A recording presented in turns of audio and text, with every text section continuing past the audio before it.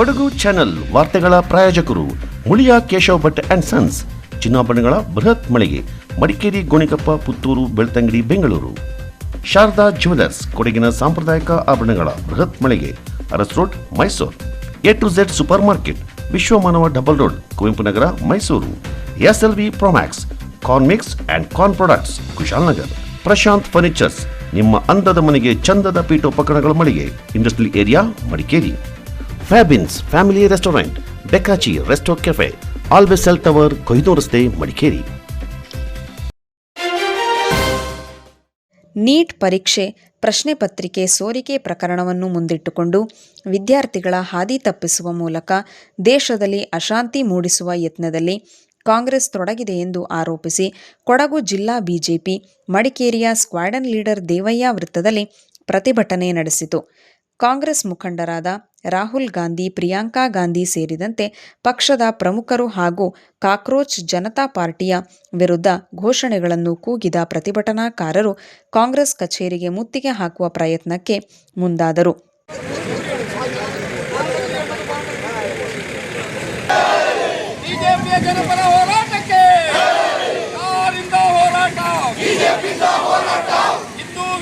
ಕಾಂಗ್ರೆಸ್ ಸರ್ಕಾರಕ್ಕೆ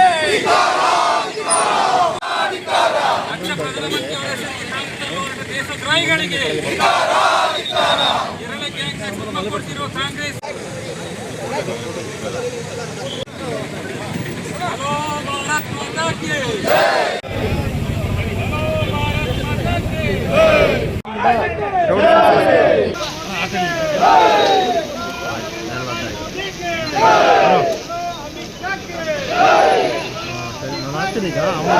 ನೀಟ್ ಪರೀಕ್ಷೆ ನಡೀತು, ಅದರಲ್ಲಿ ಆದಂತ ಒಂದು ಪೇಪರ್ ಲೀಕ್ ಆಯ್ತು ಅಂತ ಹೇಳುವಂತ ಒಂದು ಕಾರಣವನ್ನು ಮುಂದಿಟ್ಕೊಂಡು ಇವತ್ತು ಪೂರ್ತಿ ದೇಶ ವಿರೋಧಿ ಕೃತ್ಯಗಳನ್ನ ಎಸ್ಕೊಂತವರು ದೇಶ ವಿರೋಧಿಗಳು ಇವತ್ತು ದೇಶವನ್ನ ಒಂದು ರೀತಿಯಲ್ಲಿ ಅರಾಜಕತೆಗೆ ತಗೊಂಡು ಹೋಗುವಂತ ಪರಿಸ್ಥಿತಿಗೆ ಮಾಡುವಂತ ರಾಜಕೀಯ ವ್ಯವಸ್ಥೆಗಾಗಿ ವಿದ್ಯಾರ್ಥಿಗಳನ್ನ ಬಳಸ್ಕೊಂಡು ಪ್ರತಿಭಟನೆ ಮಾಡೋದನ್ನ ನಾವು ಇವತ್ತು ನೋಡ್ತಾ ಇದ್ದೇವೆ.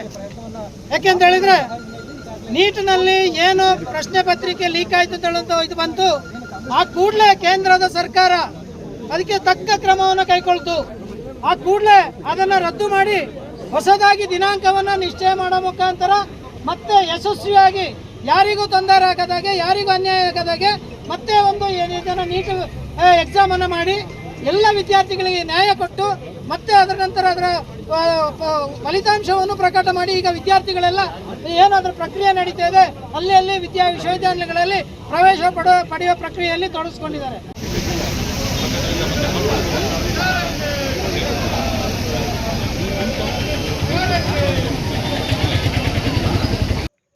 ಈ ಸಂದರ್ಭ ಪೊಲೀಸರು ಬಿಜೆಪಿ ಮುಖಂಡರು ಹಾಗೂ ಕಾರ್ಯಕರ್ತರನ್ನು ಬಂಧಿಸಿ ನಂತರ ಬಿಡುಗಡೆಗೊಳಿಸಿದರು.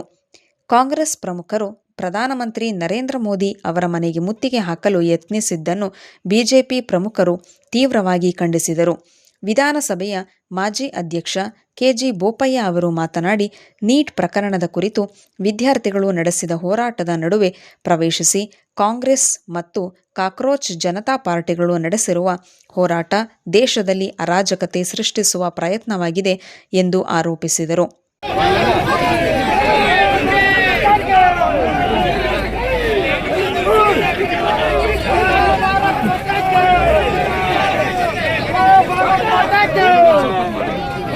ಭಾರತ್ ಮಾತಾ ಕಿ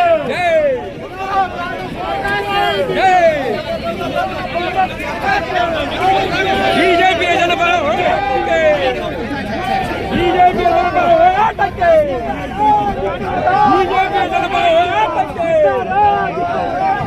ಭಾರತ್ ಮಾತಾ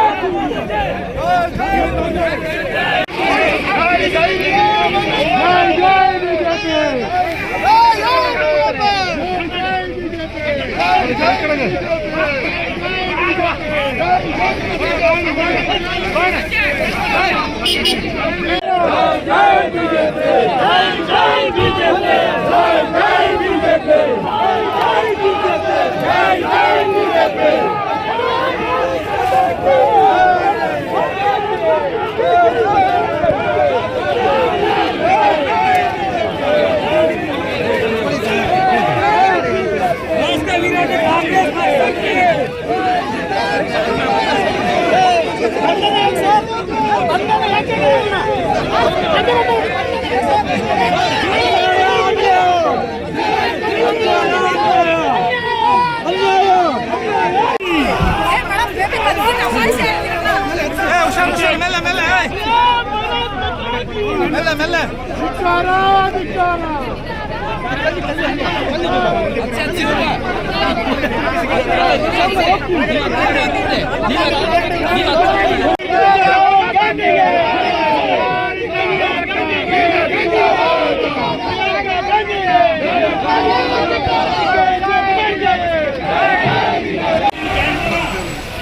ಇನ್ನೆರಡು ಗಾಡಿ ಇದೆ, KSRP ಇದೆ. KSRP ಉಂಟಲ್ಲ ದೊಡ್ಡದು.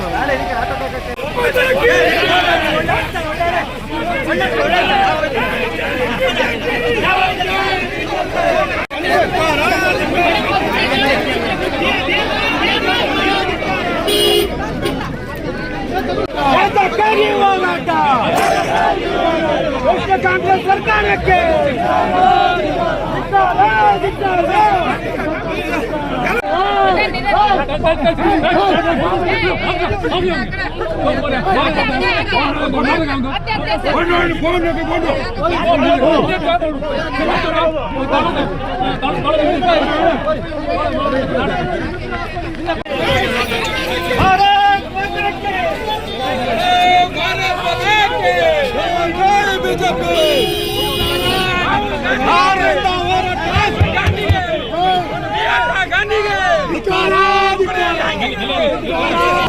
ಸರ್ಕಾರ ನರೇಂದ್ರ ಮೋದಿಯವರ ನೇತೃತ್ವದ ಸರ್ಕಾರ ಇಡೀ ಶಿಕ್ಷಣದ ಒಂದು ವ್ಯವಸ್ಥೆಯನ್ನು ರಾಷ್ಟ್ರೀಯತೆಯ ದೃಷ್ಟಿಯಿಂದ ಬದಲಾವಣೆ ಮಾಡಬೇಕು ಅಂತೇಳಿ ಹಲವಾರು ಜನಪರ ಕಾರ್ಯಕ್ರಮಗಳು ಮತ್ತು ವಿದ್ಯಾರ್ಥಿಗಳ ಭವಿಷ್ಯ, ವಿಶೇಷವಾಗಿ ಯುವಜನರ ಭವಿಷ್ಯವನ್ನು ಉತ್ತಮಪಡಿಸಲಿಕ್ಕೆ ಕೆಲವು ಕಾರ್ಯಕ್ರಮಗಳನ್ನು ಹಮ್ಮಿದ್ದಾರೆ. ಅಂಥ ಕಾರ್ಯಕ್ರಮಗಳಲ್ಲಿ ಈ ನೀಟ್ ಕೂಡ ಒಂದು. ಇವತ್ತೇನು ಎಲ್ಲ ಪ್ರೊಫೆಷನಲ್ ಕೋರ್ಸ್ ಅಥವಾ ಉದ್ಯೋಗ ನಿಮಿತ್ತ ಕೋರ್ಸ್ಗಳು ಏನಿದೆ, ಅದು ಮೆಡಿಕಲ್ ಬೇರೆ ಬೇರೆ ಎಲ್ಲ ಆಲ್ ಇಂಡಿಯಾ ಲೆವೆಲ್ ಅಥವಾ ನ್ಯಾಷನಲ್ ಎಂಟ್ರೆನ್ಸ್ ಎಕ್ಸಾಮ್ ಟೆಸ್ಟ್ ಅದನ್ನು ಮಾಡಿದ್ದಾರೆ. ಹಾಗಾಗಿ ಇದನ್ನು ನಡೀತಾನೆ ಇತ್ತು. ಆದರೆ ಕೆಲವು ದುಷ್ಟ ಶಕ್ತಿಗಳು ಇವತ್ತಿನ ಕಂಪ್ಯೂಟರ್ ಡಿಜಿಟಲ್ ವ್ಯವಸ್ಥೆಯಲ್ಲಿ ಏನು ಬೇಕಾದರೂ ಮಾಡ್ಬೋದು. ಅದರ ದುರುಪಯೋಗ ಮಾಡಿ ಬಹುಶಃ ಸುಮಾರು ಎಕ್ಸಾಮ್ ಆಗಿ ಒಂದು ವಾರನೂ ಆಗಿಲ್ಲ, ಅದು ಆ ಎಕ್ಸಾಮ್ ನೀಟ್ ಎಕ್ಸಾಮು ಅದು ಆದ ತಕ್ಷಣ ಇದರಲ್ಲಿ ಕ್ವಶನ್ ಪೇಪರ್ ಲೀಕ್ಔಟ್ ಆಗಿದೆ ಅನ್ನುವಂಥದ್ದು ಕಂಡುಹಿಡಿದ ತಕ್ಷಣ ಅದನ್ನು ಕೇಂದ್ರ ಸರ್ಕಾರ ಏನು ಎಕ್ಸಾಮ್ ಆಗಿದೆ ವಿದ್ಯಾರ್ಥಿಗಳ ಭವಿಷ್ಯ ದೃಷ್ಟಿಯಿಂದ ಅದನ್ನು ತಕ್ಷಣ ಎಕ್ಸಾಮ್ ಕ್ಯಾನ್ಸಲ್ ಮಾಡಿ ಯಾರು ಇದರಲ್ಲಿ ಮೇಲ್ನೋಟಕ್ಕೆ ಇನ್ವಾಲ್ವ್ ಆಗಿದ್ದಾರೆ ಡೆಲ್ಲಿ ಪೊಲೀಸ್ ವಿಶೇಷವಾಗಿ ಅದನ್ನು ಅವ್ರನ್ನೆಲ್ಲ ಕಸ್ಟಡಿಗೆ ತಗೊಳ್ಳೋದು ಎಲ್ಲ ಕೆಲಸವನ್ನು ಮಾಡಿದೆ. ಇದು ಕಡೆಗೆ ನೋಡಿದಾಗ ಕೇವಲ ಒಂದೆರಡು ರಾಜ್ಯಗಳಲ್ಲ, ಇಡೀ ದೇಶವ್ಯಾಪಿ ಹರಿದಂಥ ಒಂದು ದೊಡ್ಡ ಹಗರಣ ಅಂತೇಳಿ ಅದಕ್ಕೆ CBI ಕೊಟ್ಟಿದೆ. ಮತ್ತು ಎಲ್ಲರನ್ನು ಇನ್ವಾಲ್ವ್ ಆದವ್ರನ್ನ ಹಂತವಾಗಿ ಎಲ್ಲರನ್ನೂ ಬಂಧಿಸಿ ಒಳಗೆ ಹಾಕುವ ಕೆಲಸವನ್ನು ಆಗ್ತಾ ಇದೆ. ಮತ್ತು ಕೇಂದ್ರ ಸರ್ಕಾರ ಆಗಲೇ ವಿದ್ಯಾರ್ಥಿಗಳಿಗೆ ತೊಂದರೆ ಅಥವಾ ಪರೀಕ್ಷೆಗೆ ಯಾರು ನೀಟಿಗೆ ಅಪೇರ್ ಆಗ್ತಾರೆ ಅವರಿಗೆ ತೊಂದರೆ ಆಗಬಾರ್ದು ಅನ್ನುವ ದೃಷ್ಟಿಯಿಂದ ತಕ್ಷಣ ಎಕ್ಸಾಮ್ ಕೂಡ ಮಾಡಿದೆ. ಈಗ ರಿಸಲ್ಟು ಬಂದಿದೆ, ಎಲ್ಲರೂ ಸೀಟ್ಗಳನ್ನು ತಗೊಂಡು ಆರಾಮಲ್ಲಿದ್ದಾರೆ. ಆದರೆ ಇದರಲ್ಲಿ ಏನೂ ಇಲ್ಲದೆ ಕೇಂದ್ರ ಸರ್ಕಾರ ಇಷ್ಟೊಂದು ಕ್ರಮಗಳನ್ನು ಕೈಗೊಂಡು ಮತ್ತು ಹೇಳಿದೆ ಇದನ್ನು ಮುಂದೆ ಯಾವ ರೀತಿಯಲ್ಲೂ ಆಗಲಿಕ್ಕೆ ಬಿಡೋದಿಲ್ಲ. ಮತ್ತು ಈ ರೀತಿ ಎಂಟ್ರೆನ್ಸ್ ಎಕ್ಸಾಮ್ಗಳು ಇರ್ಬೋದು, ಬೇರೆ ಬೇರೆ ಇದು ಇರ್ಬೋದು, ಇದೇನು ಹೊಸದಲ್ಲ. ಹಾಗೆ ಅಂತ ಹೇಳಿ ನಾವು ಮಾಡಿದ್ದು ಸರಿ ಅಂತಲೂ ಹೇಳೋದಿಲ್ಲ. ಭಾಳ ಹಗರಣಗಳು ಕರ್ನಾಟಕದಲ್ಲಿ ಏನಾಗಿದೆ, ಮೊನ್ನೆ ಇದು ವೆಟರ್ನರಿ ಡಾಕ್ಟರ್ಸ್ KPSC ದೊಡ್ಡ ಹಗರಣ. ಶಿವಕುಮಾರ್ ರಾಜೀನಾಮೆ ಕೊಟ್ರ, ಯಾರು ರಾಜೀನಾಮೆ ಕೇಳೋದು? ಅಥವಾ ಹಿಂದೆ ಸಿದ್ದರಾಮಯ್ಯ ಮುಖ್ಯಮಂತ್ರಿ ಇದ್ದಾಗ 2014 or 15 ಆಗ ಇದೇ PUC ಎಕ್ಸಾಮಲ್ಲಿ ಕೆಮಿಸ್ಟ್ರಿ, ಫಿಸಿಕ್ಸ್ ಎಲ್ಲವೂ ಲೀಕ್ಔಟ್ ಆಯಿತು ಕ್ವಶನ್ ಪೇಪರ್ಸ್. ಹಾಗೇನೋ ಆ ಎಜುಕೇಷನ್ ಮಿನಿಸ್ಟ್ರು ಇಲ್ಲೇ ಪಕ್ಕದ ಕಿಮ್ಮನೆ ರತ್ನಾಕರ್ ಅಂತ ಇದ್ದರು, ಅವರೇನು ರಾಜೀನಾಮೆ ಕೊಟ್ರ? ಇಂಥ ಹಗರಣಗಳನ್ನು ಇದು ಕೇವಲ ಅವರ ಸರ್ಕಾರ ಎಲ್ಲೆಲ್ಲಿತ್ತು ತಮಿಳುನಾಡಲ್ಲಿ ಆಗಿದೆ. ಈ ಸೋಕಾಲ್ಡ್ ಇಂಡಿಯಾ ಕೂಟ ಅಂತ ಇದೆಯಲ್ಲ, ಎಲ್ಲಲ್ಲಿಯೂ ಆಗಿದೆ. ಆದರೆ ಏನು ಕ್ರಮ ಕೈಗೊಂಡಿದ್ದಾರೆ ಮೋದಿಯವರು ಭಾಳ ಸ್ಪಷ್ಟವಾಗಿ ಹೇಳಿದ್ದಾರೆ. ಈ ದೇಶದ ಯೋಜನತೆ, ದೇಶದ ಶಕ್ತಿ ಅವರಿಗೆ ಎಲ್ಲೂ ಅನ್ಯಾಯ ಆಗಲಿಕ್ಕೆ ಬಿಡೋದಿಲ್ಲ ಅಂತ ಹೇಳಿ ಈ ಕಾಂಗ್ರೆಸ್ನವರು ಉದ್ದೇಶಪೂರ್ವಕವಾಗಿ ವಿದೇಶಿ ಶಕ್ತಿಗಳ ನೆರವಿನೊಂದಿಗೆ ಇವತ್ತು ಭಾರತ ಅಂದರೆ ಶೈನಿಂಗ್ ಅಥವಾ ಭಾರತ ನಂಬರ್ 3 ಪ್ಲೇಸಲ್ಲಿದೆ. ಇವತ್ತು ಅಭಿವೃದ್ಧಿ ಮತ್ತೊಂದು ಅಭಿವೃದ್ಧಿ ಇದರಲ್ಲಿ ಇದೆ.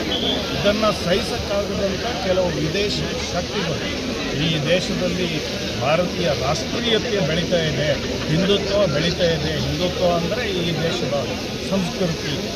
ಇದನ್ನು ಸಹಿಸಿಕೊಳ್ಳಿಕ್ಕಾಗದೆ ಇದನ್ನು ಇದು ಮಾಡಿಕೊಂಡು ವಿಶೇಷವಾಗಿ ರಾಹುಲ್ ಗಾಂಧಿ ಅಂತ ವಿದೇಶ ಮೇಲೆ ವ್ಯಾಮೋಹ ಇರೋರು.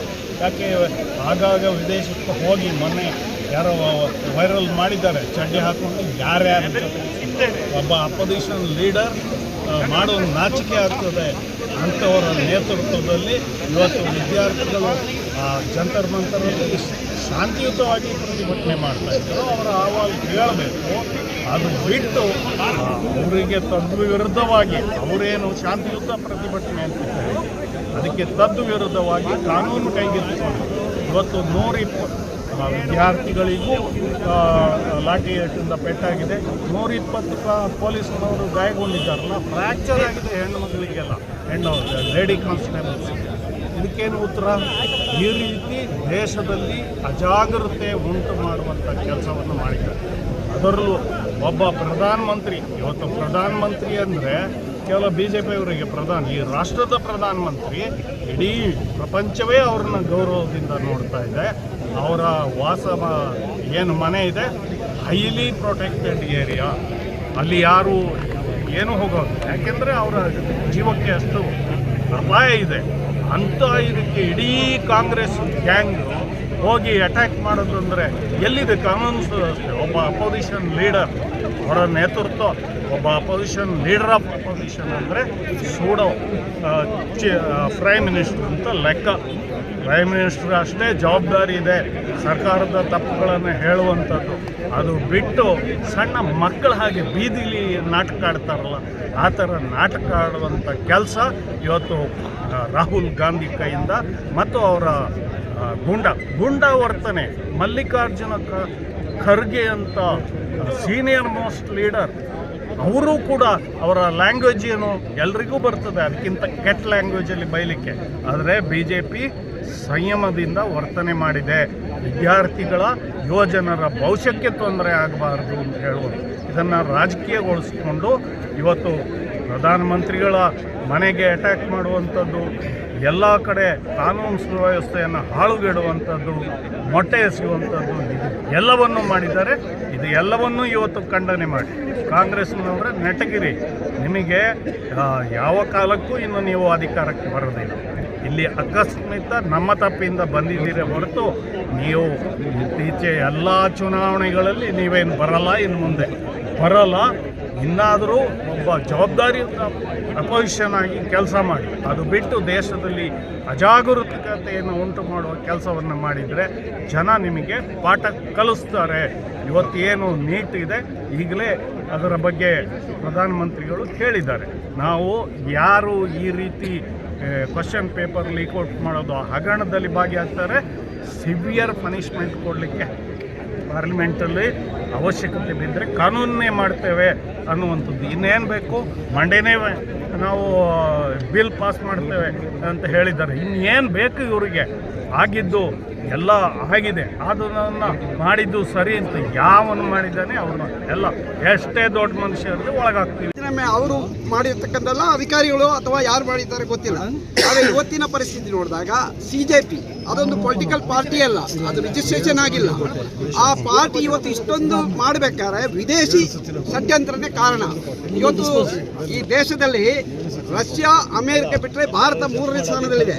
ಈ ಭಾರತವನ್ನು ಯಾವ ರೀತಿಯಲ್ಲಿಯೂ ವೀಕ್ ಮಾಡೋಕ್ಕಾಗ್ತಾ ಇಲ್ಲ. ಆದರೆ ನಮ್ಮ ಒಳಗಿರ್ತಕ್ಕಂಥ ದುಷ್ಟ ಶಕ್ತಿಗಳು ಅವರು ಇದನ್ನ ಒಂದು ವೀಕ್ ಮಾಡುವಂಥ ಪ್ರಶ್ನೆಯಲ್ಲಿ ವಿದೇಶಿ ಫಂಡಿಂದ ಈ ಕೆಲಸ ಮಾಡ್ತಾ ಇದ್ದಾರೆ. ನನಗೆ ಸಂಶಯ ಬರ್ತಾ ಇದೆ, ಯಾಕಂದರೆ ಧರಣಿ ಮಾಡೋದು ಅವರ ಹಕ್ಕು, ಅಂದರೆ ಅಹಿಂಸಾ ರೀತಿಯಲ್ಲಿ ಒಳ್ಳೆಯ ರೀತಿಯಲ್ಲಿ ಮಾಡೋದವರ ಹಕ್ಕು. ಆದರೆ ಮಹಾತ್ಮ ಗಾಂಧಿಯ ಹೆಸರನ್ನು ಕಾಂಗ್ರೆಸ್ ತಗೊಳ್ತಾರೆ. ಮಹಾತ್ಮ ಗಾಂಧೀಜಿ ಯಾವ ರೀತಿ ಹೋರಾಟವನ್ನು ಮಾಡಿದ್ರು, ಯಾವ ರೀತಿ ಚಳವಳಿಯನ್ನು ಮಾಡಿದ್ರು, ಮಹಾತ್ಮ ಗಾಂಧಿ ಹೆಜ್ಜೆಯನ್ನು ಇವರು ಅನುಸರಿಸುತ್ತಿದ್ದಾರಾ? ಇವತ್ತು ಮಾಡ್ತಿರ್ತಕ್ಕಂಥ ರೀತಿ ಯಾವುದು? ಈ ಪೊಲೀಸರನ್ನ ಹೊಡೆಯೋದು, ಈ ಪೊಲೀಸರು ವ್ಯಾನ್ಗಳನ್ನು ನಿಲ್ಲಿಸೋದು, ಈ ರೀತಿಯ ಹೀನ ಕೃತ್ಯವನ್ನ ಕಾಂಗ್ರೆಸ್ ಮಾಡ್ತಾ ಇದೆ. ನೀವು ಒಂದು ಆಲೋಚನೆಯನ್ನು ಮಾಡಬೇಕು. ಯಾಕೆಂತ ಹೇಳಿದ್ರೆ ಇವತ್ತು ಪ್ರೆಸೆಂಟ್ ಈ ದೇಶದ ಅಧಿಕಾರಿಗಳಿರ್ಬೋದು, ಈ ದೇಶದ ಜನ ಇರ್ಬೋದು, ಹೊರದೇಶಕ್ಕೆ ಹೋದಾಗ ಭಾರತ ಅಂತ ಹೇಳಿದ್ರೆ ಇವತ್ತು ನಾವು ತಲೆ ಎತ್ತಿ ನಡಿಬೋದು. ಮೊದಲು ಭಾರತ ಅಂದರೆ ಯಾವ ಪರಿಸ್ಥಿತಿಯು ಅಮೆರಿಕದಲ್ಲಿ ಸಮುದ್ರಕ್ಕೆ ಯಾವುದು ಆಗ್ತಾ ಇತ್ತು ಅದನ್ನ ಇಲ್ಲಿ ತಿನ್ನಕ್ಕೆ ಕೊಡ್ತಾ ಇತ್ತು. ಇವತ್ತು ಆ ಸ್ಥಿತಿ ಇಲ್ಲ. ಇವತ್ತು ಭಾರತ ನಂಬರ್ 1 ರಾಷ್ಟ್ರ ಆಗಲಿಕ್ಕೆ ಎಲ್ಲ ರೀತಿಯ ಪ್ರಯತ್ನಗಳಾಗ್ತಾ ಇದೆ. ಅಮೆರಿಕದ ಮಾತು ಇವತ್ತು ಎಲ್ಲೆಲ್ಲಿ ನಡೀತಾ ಇಲ್ಲ. ಹಾಗಾಗಿ ಅಮೆರಿಕ ಇದ್ರ ಜೊತೆಗೆ ಒಂದು ಷಡ್ಯಂತ್ರ ಇರ್ತದೆ. ವಿದೇಶಿ ಫಂಡಿಂದ ಇವತ್ತು CJP ಪಾರ್ಟಿ ಈ ರೀತಿ ನಡ್ಕೊಳ್ತಾ ಇದೆ. ಹಾಗಾಗಿ ಎಲ್ಲ ಜನಗಳು ನಮಗೆ ಸಹಕಾರ ಕೊಡಬೇಕು, ಇವರ ಕುತಂತ್ರಕ್ಕೆ ಬಲಿ ಆಗಬಾರದು ಅಂತ ಹೇಳ್ತಾ ನೀಟ್ ಪರೀಕ್ಷಾ ಪತ್ರಿಕೆ ಸೋರಿಕೆ ಪ್ರಕರಣಕ್ಕೆ ಸಂಬಂಧಿಸಿದಂತೆ ತನಿಖೆ ಕೈಗೊಂಡು ತಪ್ಪಿತಸ್ಥರ ವಿರುದ್ಧ ಕಠಿಣ ಕ್ರಮ ಕೈಗೊಳ್ಳುವುದಾಗಿ ಪ್ರಧಾನಮಂತ್ರಿ ನರೇಂದ್ರ ಮೋದಿಯವರು ತಿಳಿಸಿದ್ದಾರೆ. ಆದರೂ ಕಾಂಗ್ರೆಸ್ ಪಕ್ಷ ಪ್ರಧಾನಿ ಮನೆಯ ಮುಂದೆ ಪ್ರತಿಭಟನೆ ನಡೆಸಲು ಮುಂದಾಗಿರುವುದಕ್ಕೆ ಕಾರಣವಾದರೂ ಏನು ಎಂದು ಪ್ರಶ್ನಿಸಿದರು. ಕೊಡಗು ಜಿಲ್ಲಾ ಬಿಜೆಪಿ ಅಧ್ಯಕ್ಷ ನಾಪಂಡ ರವಿ ಕಾಳಪ್ಪ ಅವರು ಮಾತನಾಡಿ, ಕಾಕ್ರೋಚ್ ಜನತಾ ಪಾರ್ಟಿಯ ಹೋರಾಟಕ್ಕೆ ಕಾಂಗ್ರೆಸ್ ಪಕ್ಷ ಬೆಂಬಲವನ್ನು ನೀಡುವ ಮೂಲಕ ರಾಷ್ಟ್ರದಲ್ಲಿ ಅರಾಜಕತೆಯನ್ನು ಸೃಷ್ಟಿಸುವ ಪ್ರಯತ್ನ ಮಾಡಿದೆ ಎಂದು ಆರೋಪಿಸಿದರು. ಪ್ರತಿಭಟನೆಯಲ್ಲಿ ಜಿಲ್ಲಾ ಬಿಜೆಪಿ ಮಾಜಿ ಅಧ್ಯಕ್ಷರುಗಳಾದ ಶಾಂತಯ್ಯಂಡ ರವಿ ಕುಶಾಲಪ್ಪ, ರಾಬಿನ್ ದೇವಯ್ಯ, ಮಡಿಕೇರಿ ನಗರಸಭಾ ಅಧ್ಯಕ್ಷೆ ಪಿ ಕಲಾವತಿ, ಜಿಲ್ಲಾ ಬಿಜೆಪಿ ಪ್ರಧಾನ ಕಾರ್ಯದರ್ಶಿಗಳಾದ VK ಲೋಕೇಶ್, ಮಹೇಶ್ ಜೈನಿ, ನಗರಸಭಾ ಮಾಜಿ ಅಧ್ಯಕ್ಷೆ ಅನಿತಾ ಪೂವಯ್ಯ, ಪಕ್ಷದ ನಗರಾಧ್ಯಕ್ಷ ಉಮೇಶ್ ಸುಬ್ರಮಣಿ, SC ಮೋರ್ಚಾದ ಜಿಲ್ಲಾಧ್ಯಕ್ಷ PM ರವಿ, ಪ್ರಮುಖರಾದ ಬಲ್ಲಾರಂಡ ಮಣಿ ಉತ್ತಪ್ಪ, ಯಮುನಾ ಚಂಗಪ್ಪ, ಉಮಾಪ್ರಭು, ಪಟ್ರಾಪಂಡ, ರಘುನಾಣಯ್ಯ, PD ಪೊನ್ನಪ್ಪ, RK ಚಂದ್ರ, ಅರುಣ್ ಶೆಟ್ಟಿ, ಅಪ್ಪಚೆ ಟೋಳಂಡ, ಮನು ಮುತ್ತಪ್ಪ, ಕೇಟೋಳಿರ ಹರೀಶ್ ಪೂವಯ್ಯ, ತಳೂರು ಕಿಶೋರ್ ಕುಮಾರ್, ಬೊಳ್ಳಜೀರ ಅಯ್ಯಪ್ಪ ಸೇರಿದಂತೆ ಕಾರ್ಯಕರ್ತರು ಪಾಲ್ಗೊಂಡಿದ್ದರು. ಪ್ರತಿಭಟನಾ ಸ್ಥಳದಿಂದ ಕೆಲವೇ ದೂರದಲ್ಲಿರುವ ಮಹದೇವಪೇಟೆಯಲ್ಲಿನ ಕಾಂಗ್ರೆಸ್ ಕಚೇರಿಗೆ ಪೊಲೀಸರು ಬಂದೋಬಸ್ತ್ ಕಲ್ಪಿಸಿದ್ದರು. ನೀಟ್ ಪರೀಕ್ಷೆಯ ಅಕ್ರಮದ ವಿರುದ್ಧ ಹೋರಾಟ ನಡೆಸುತ್ತಿರುವ ವಿರೋಧ ಪಕ್ಷದ ನಾಯಕ ರಾಹುಲ್ ಗಾಂಧಿಯವರ ಬಂಧನವನ್ನು ಖಂಡಿಸಿ ಕುಶಾಲನಗರ ಬ್ಲಾಕ್ ಕಾಂಗ್ರೆಸ್ ಸಮಿತಿ ವತಿಯಿಂದ ಕೇಂದ್ರ ಸರ್ಕಾರದ ವಿರುದ್ಧ ಪ್ರತಿಭಟನೆ ನಡೆಯಿತು. ನೀಟ್ನ ಪ್ರಶ್ನೆ ಪತ್ರಿಕೆಯ ನಿರಂತರ ಸೋರಿಕೆಯ ಅಕ್ರಮದ ನೈತಿಕ ಹೊಣೆ ಹೊತ್ತು ರಾಜೀನಾಮೆಗೆ ಆಗ್ರಹಿಸಿ ಆಂದೋಲನ ನಿರತ ವಿದ್ಯಾರ್ಥಿ ಹಾಗೂ ಪೋಷಕರ ವಿರುದ್ಧ ಪೈಶಾಚಿಕ ದಾಳಿ ನಡೆಸಿದ ಕೇಂದ್ರ ಸರ್ಕಾರದ ಕ್ರಮವನ್ನು ಖಂಡಿಸಿದ ಪ್ರತಿಭಟನಾಕಾರರು ನರೇಂದ್ರ ಮೋದಿ, ಅಮಿತ್ ಶಾ ವಿರುದ್ಧ ಧಿಕ್ಕಾರ ಕೂಗಿ ಶಿಕ್ಷಣ ಸಚಿವರ ರಾಜೀನಾಮೆಗೆ ಆಗ್ರಹಿಸಿದರು.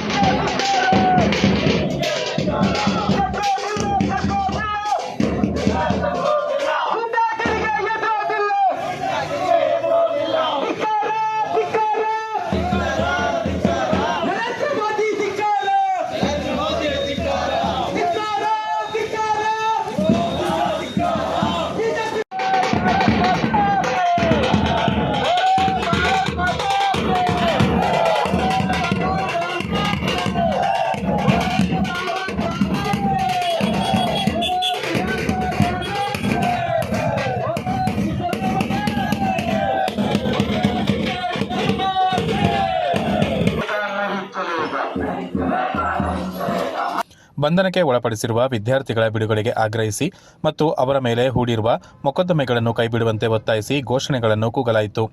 ಕುಶಾಲನಗರ ಬೈಚನಹಳ್ಳಿ ಮಾರಿಯಮ್ಮ ದೇವಸ್ಥಾನದ ಬಳಿಯಿಂದ ನಡೆದ ಬೃಹತ್ ಪ್ರತಿಭಟನಾ ಮೆರವಣಿಗೆ ರಥಬೀದಿ ಮೂಲಕ ಹಳೆ ಮಾರುಕಟ್ಟೆ ರಸ್ತೆ, ಟೌನ್ ಕಾಲೋನಿ ಮೂಲಕ ಕುಶಾಲನಗರ ಫೀಲ್ಡ್ ಮಾರ್ಷಲ್ ಕಾರ್ಯಪ ವೃತ್ತಕ್ಕೆ ಆಗಮಿಸಿತು.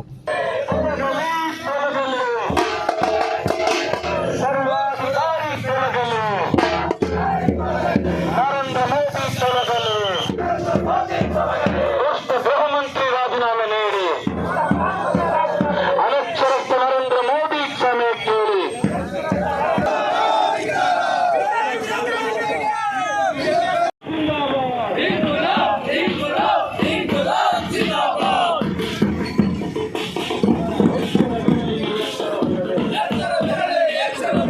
ಈ ಸಂದರ್ಭ ಮಾತನಾಡಿದ ಕೊಡಗು ಜಿಲ್ಲಾ ಕಾಂಗ್ರೆಸ್ ಅಧ್ಯಕ್ಷ ಧರ್ಮಜ ಉತ್ತಪ್ಪ, ದೇಶಾದ್ಯಂತ ಬಿಜೆಪಿ ಸರ್ಕಾರದ ವಿರುದ್ಧ ಜನತೆ ಆಕ್ರೋಶಭರಿತರಾಗಿದ್ದಾರೆ. ಹಲವು ಹಗರಣಗಳಿಂದ ರೋಸಿ ಹೋಗಿದ್ದಾರೆ. ಜನವಿರೋಧಿ ಮೋದಿ ಸರ್ಕಾರ ಕಿತ್ತೊಗೆದು ಜನಪರವಾಗಿ ಬೀದಿಗಿಳಿದು ಹೋರಾಟ ನಡೆಸುತ್ತಿರುವ ರಾಹುಲ್ ಗಾಂಧಿಯನ್ನು ದೇಶದ ಮುಂದಿನ ಪ್ರಧಾನಿಯಾಗಿಸಬೇಕಾಗಿದೆ ಎಂದರು. ಪರಿಸ್ಥಿತಿಯನ್ನು ಕಂಡು ಇವತ್ತು ದೇಶಾದ್ಯಂತ ಇವತ್ತು ಪ್ರತಿಭಟನೆಗಳು ನಡೆದಿದೆ.